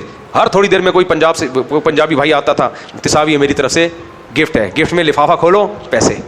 میرے بھائی مجھے نہیں چاہیے. ارے نہیں مولوی صاحب رکھے, نہیں مولوی صاحب رکھے. یہ پنجابیوں میں ایک اچھی عادت ہے, ہدیے دیتے ہیں, گفٹ دیتے ہیں. KPK میں سخاوت ہے, لیکن مولویوں کے بارے میں آگے پتہ نہیں KPK کے لوگوں کو کیا ہو جاتا ہے. اس کو راشن دے دیں گے, گندم کی بوری جا کے پکڑا دیں گے اس کو, بھائی پیسے دو, اس کو تنخواہ اچھی دو. اور کراچی میں ماشاءاللہ یہاں بھی یہی ہے. تو کسی بھی قوم میں خوبی بھی ہوتی ہیں, برائیاں بھی ہوتی ہیں, لیکن پنجاب میں کچھ خوبیاں ہیں. لیکن ایک برائی کیا تھی تہذیب میں, کہ گالیاں والیاں. ہم جب پنجاب جاتے تھے گالیاں سن کے حیران ہوتے, بھائی یہ گالیاں کیسے دے رہے ہوتے ہیں یار, مذاق میں. بڑا کتا ہے یار تو. مجھے ایک دن کہا یار تو بڑا کتا نکلا. میں نے کہا کیا بول رہا بھائی؟ کہہ رہے ہیں مجھے محبت ہے, کتا ہے تو, محبت ہے. اور کمینی لفظ تو اتنا ہی بڑی کمینی ہے, خواتین بولتی تھی اتنی کمینی ہے ماشاءاللہ. ابے کمینی پہ ماشاءاللہ. تو کراچی میں نہیں تھا یہ. اب جو کراچی میں گالیاں ہیں نا, آپ کے ہوش اڑ جائیں. ایسی بات پہ گالیاں چل رہی ہیں. تو یہ کراچی وہ کراچی رہا نہیں ہے, کیونکہ خاندانی لوگوں نے بچے پیدا کرنا بولو چھوڑ دیے. چاہے وہ KPK کے لوگ ہوں, چاہے وہ پنجاب کے لوگ ہوں, چاہے وہ اردو اسپیکنگ ہو, جو بھی ایجوکیٹڈ فیملی ہیں ان کے 2 بچے ہی اچھے. اور جو ایجوکیٹڈ نہیں ہیں, کرمنل ایکٹیویٹیز میں ہیں, کوئی اخلاقیات نہیں ہے, دے دنادن ہر سال مارکیٹ میں کیا آ رہا ہے, یہ لو بچہ, یہ آیا بچہ, یہ بچہ. تو کیا پھیلے گا سوسائٹی میں, کیا ہوگا؟ کچھ وقت کے بعد سارا کلچر چینج. پوری دنیا میں یہ مسئلہ بنا ہوا ہے, صرف یہاں نہیں ہے.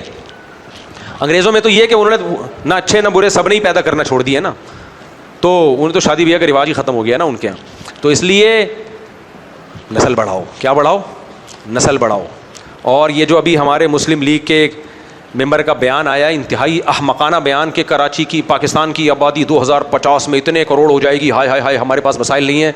ان سے بولو خدا کے لیے یار تھوڑا سا اسٹڈی کر لیا کرو, تم اسمبلی میں بیٹھے ہوئے ہو, تھوڑا سا مطالعہ کر لیا کرو. تم ہلا رہے ہو مغربی دنیا کے سامنے. ان ملکوں میں فیملی پلاننگ پر عمل کیا, وہ پاگل ہوئے ہوئے ہیں, کروڑوں اربوں روپے خرچ کر رہے ہیں, پھر بھی نسل نہیں بڑھ رہی. کیونکہ عورت کو جب ایک دفعہ یہ سمجھا دیا نا کم بچے اچھے, تو پھر وہ نہیں آئے گی دوبارہ اس پہ. سویڈن کا صدر رو پڑا ہے تقریر کرتے ہوئے, نسل بڑھاؤ یار, مر رہے ہیں ہم لوگ. اور آپ کے پاس کون سی کیلکولیشن ہے پاکستان کے بارے میں کہ اتنے کروڑ کی آبادی ہو گئی تو وسائل نہیں ہے؟ کس نے کہہ دیا وسائل نہیں ہے؟ کس نے کہہ دیا آپ کے پاس وسائل نہیں ہے؟ نہ اسپیس کی کمی ہے, نہ وسائل کی کمی ہے, کوئی کیلکولیشن نہیں ہے. وہی ہے نا, وہ جج صاحب نے بیان کیا تھا چند سال پہلے کہ ہم روزانہ اتنی آبادی ہے تو زمین سے اتنے گیلن پانی نکل رہا ہے. بھائی یہ کوئی ریسرچ ہوتی ہے؟ تو یہ تو بتا زمین میں جا کتنا پانی رہا ہے. ایک دفعہ سیلاب کے بعد زمین میں اتنا پانی چلا جاتا ہے کہ اس کو گورنمنٹ نکال کے زمین کے پانی کو نیچے لے کے جاتی ہے. کے پی کے میں نے ٹیوب ویلیں دیکھی ہیں, کہہ رہے ہیں ہمارے دادا جب پیدا ہوئے تھے, وہ بڑے ہوئے, انہوں نے بتایا کہ میرے پردادا دیکھتے آ رہے ہیں اس ٹیوب ویل کو, آج تک یہ پانی کبھی رکا نہیں ہے. اتنا پانی ہے زمین کے اندر, ایک جگہ پانی کم ہوتا ہے دوسری جگہ نکل آتا ہے. بارشوں میں آپ کے پاس ڈیم نہیں ہے اس کو اسٹور کرنے کے لیے, اتنا ضائع ہو رہا ہے پانی. اور اتنا بڑا آدمی اتنی لمبی پھینک رہا ہے بیٹھ کے, کہہ رہا ہے کہ اتنا پانی ہم روزانہ پی رہے ہیں. یہ تو پاگلوں والی. یہ ایسا ہی ہو گیا آپ کے گھر 100 مہمان آئے اور آپ بولو ان مہمانوں کو بھگاؤ, مزید کوئی مہمان نہ آئے, کیونکہ یہ روزانہ 100 پلیٹیں کھا رہے ہیں. تو آپ پوچھو گے پک کتنی رہی ہیں, کہ 200 پک رہی ہیں. تو اس کا مطلب بھائی 100 کی تو مزید گنجائش ہے. تو وسائل کی پہلے کیلکولیشن تو کر کے بتاؤ کہ وسائل کتنے ہیں, کتنا پانی ہے, کتنی زمین ہے قابل کاشت ہے, کتنی اسپیس ہے. ایک بلوچستان ہی ایسا ہے کہ پورا پاکستان آرام سے اس میں سمجھا جائے, اتنی اسپیس پڑی ہوئی ہے. اور پھر پاکستانی تو آدھے سے زیادہ دنیا سے باہر ہیں. آبادی جب کسی ملک کی بڑھتی ہے وہ بارڈر کو توڑ کے باہر نکلتی ہے. پوری دنیا میں آپ کا راج ہوگا. بنگلہ دیش کی جو آج کرنسی اوپر گئی ہے نا, اس میں بنگلہ دیش کی آبادی کا بہت بڑا دخل ہے, کیونکہ اتنی بڑی آبادی ملک سے باہر کما کے ریمیڈنس بھیج رہی ہے, اس سے بنگلہ دیش کی اکانومی اسٹرانگ ہوئی ہے. اور میرے اور آپ میں ہمارا جو کنٹری چل رہا ہے نا, یہ اسی آبادی کی طاقت پہ چل رہا ہے. کیونکہ جو باہر آبادی بڑھتی ہے تو ظاہر ہے کمانے کے لیے بارڈر توڑ کے باہر نکلنا پڑتا ہے. دنیا کے جس ملک میں جاؤ پاکستانی ملے گا.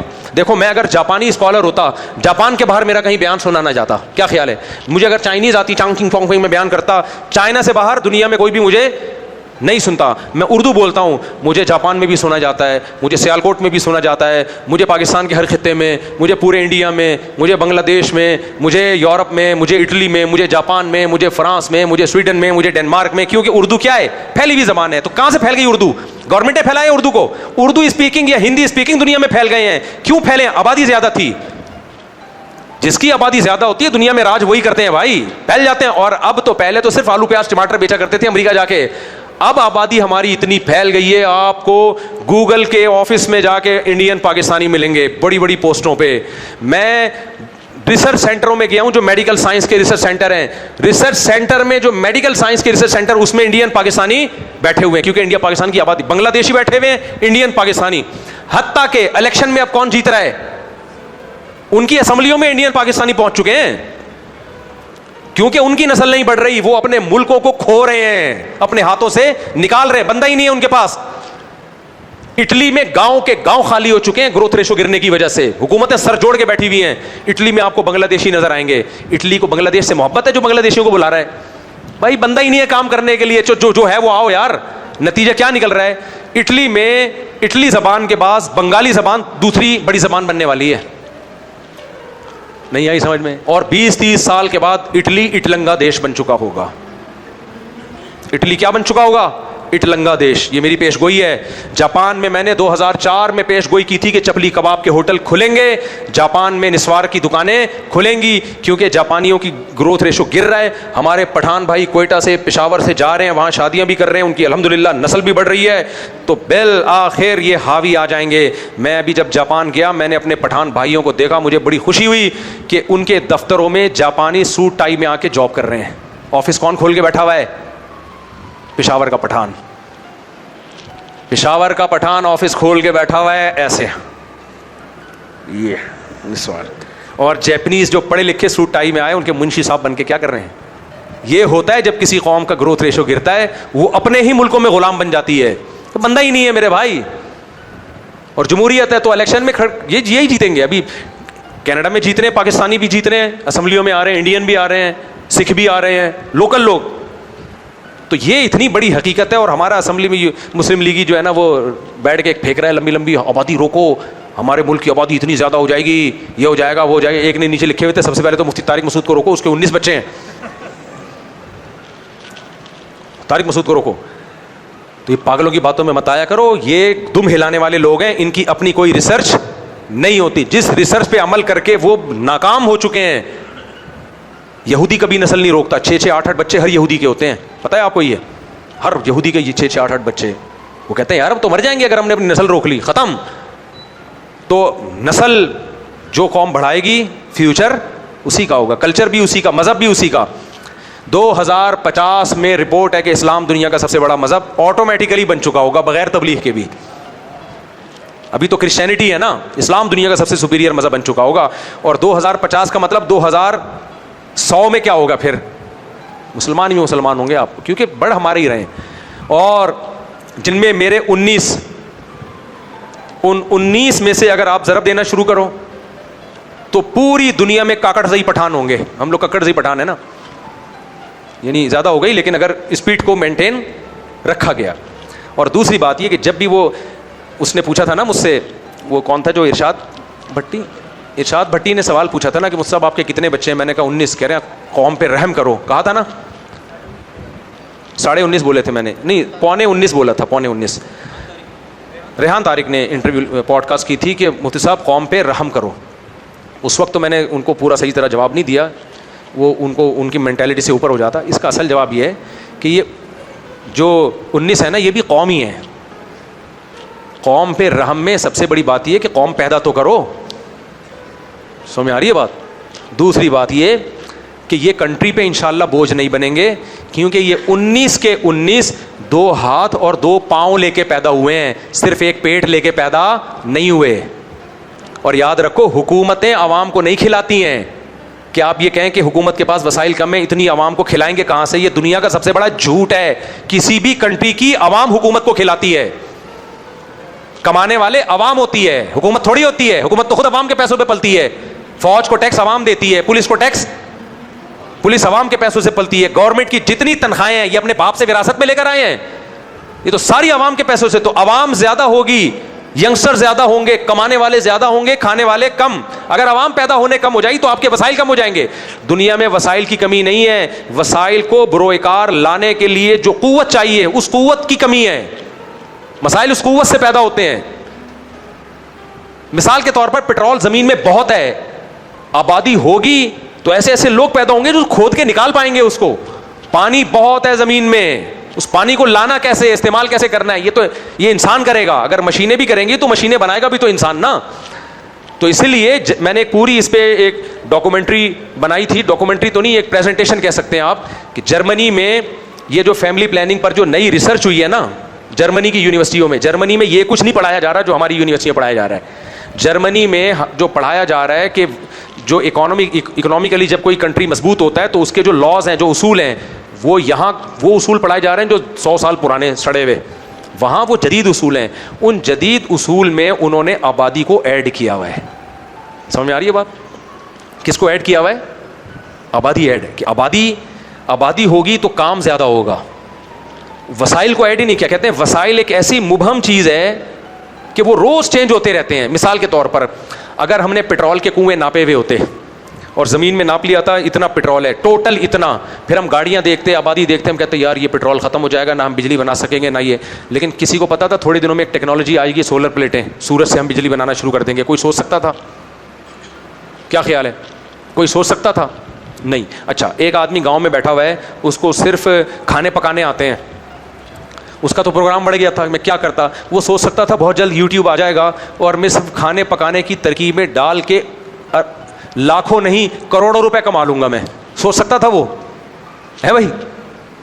اتنی ٹیکنالوجی اتنی اسپیڈ سے چینج ہو رہی ہے کہ کس وقت آپ کی انکم کا سورس کیا ہوگا یہ کسی کو پتا نہیں ہے. تو اس میں یہ کیلکولیشن کر کے ایک اصول اور ضابطہ بیان کر دینا, اتنے بندے ہیں تو اتنی روٹیاں پک رہی ہیں تو پیٹ کیسے بھرے گا, پاگل والی باتیں میرے بھائی.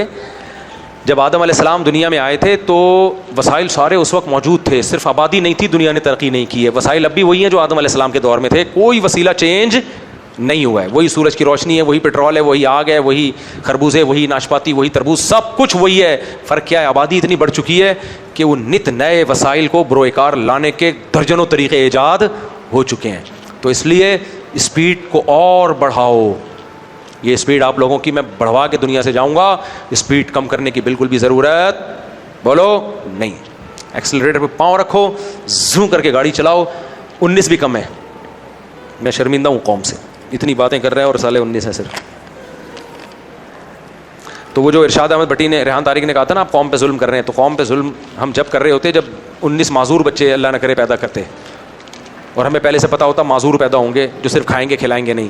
سارے ماشاءاللہ صحت مند ہیں, اللہ کا ان کو اپنے پاؤں پہ کھڑے رکھے اور ماشاءاللہ اپنے ہاتھوں سے کھا رہے ہیں. ابھی ہم کھلا رہے ہیں, کل ہی ہمیں کھلائیں گے, کیا خیال ہے؟ نہیں بھی کھلائیں تو ایک آدمی کا کیا ہوتا ہے. تو اور اللہ کھلاتا ہے, دے ہی رہا ہے, اللہ کھائے رہے ہیں. آج تک مجھے نہیں یاد پڑتا کبھی کوئی بھوکا سو جاؤ, کسی گھر میں نہیں کوئی بھوکا سوتا, سب کچھ مل ہی جاتا ہے. اور اگر بھوکا سو بھی جائے نا کوئی نقصان نہیں ہے اس سے. صبح اٹھ کے ناشتے میں 2 پراٹھے زیادہ کھا لے, وہ اور زیادہ صحت اچھی ہوگی. پیٹ بھرنے سے صحت کو نقصان ہوتا ہے, بھوکا رہنے سے صحت خراب نہیں ہوتی. تو کراچی کا آخر میں بس بتا دوں, کلچر جو چینج ہو رہا ہے نا, بیڑا غرق ہو رہا ہے. یہ کیوں ہو رہا ہے, یہ وجہ سمجھ میں آ گئی. خاندانی لوگوں کی نسلیں نہیں بڑھ رہی ہیں, کم بڑھ رہی ہیں لیکن بہت کم لوگ ہیں, اور پھر وہ بڑھ رہی ہیں تو اس ٹائپ کے لوگ بڑھ رہے ہیں. تو میں کلفٹن گیا, میں تو حیران ہو گیا یار, یہ تو وہ والا کراچی ہے ہی نہیں جو 20 سال پہلے تھا, جو 25 سال پہلے تھا. اتنی تمیز تھی کراچی میں, اتنی تہذیب تھی, بات کرنے میں آئیے بیٹھیے کھائیے, اب آج کہاں جا رہا ہے, کدھر آ رہے ہیں, منہ پہ گالیاں گالیاں گالیاں, ایسی ایسی گالیاں, اللہ معاف فرمائے. تو پھر میری زبان پہ بھی آ جاتی ہیں بعض دفعہ, ماحول کم سے متاثر ہوتا ہے نا آدمی, لیکن میں پھر بھی کنٹرول کر کے گالی دیتا ہوں, اس کو میں انگلش میں ترجمہ کرتا ہوں تاکہ سمجھ میں آ رہی ہے نا بات. تو اس کو بہت اس طرح کی پھر, لیکن یہ بھی نہیں ہونی چاہیے. تو یہ کلچر چینج اسی وجہ سے ہوا ہے, نسل بڑھ رہی ہے. اللہ عمل کی توفیق دے.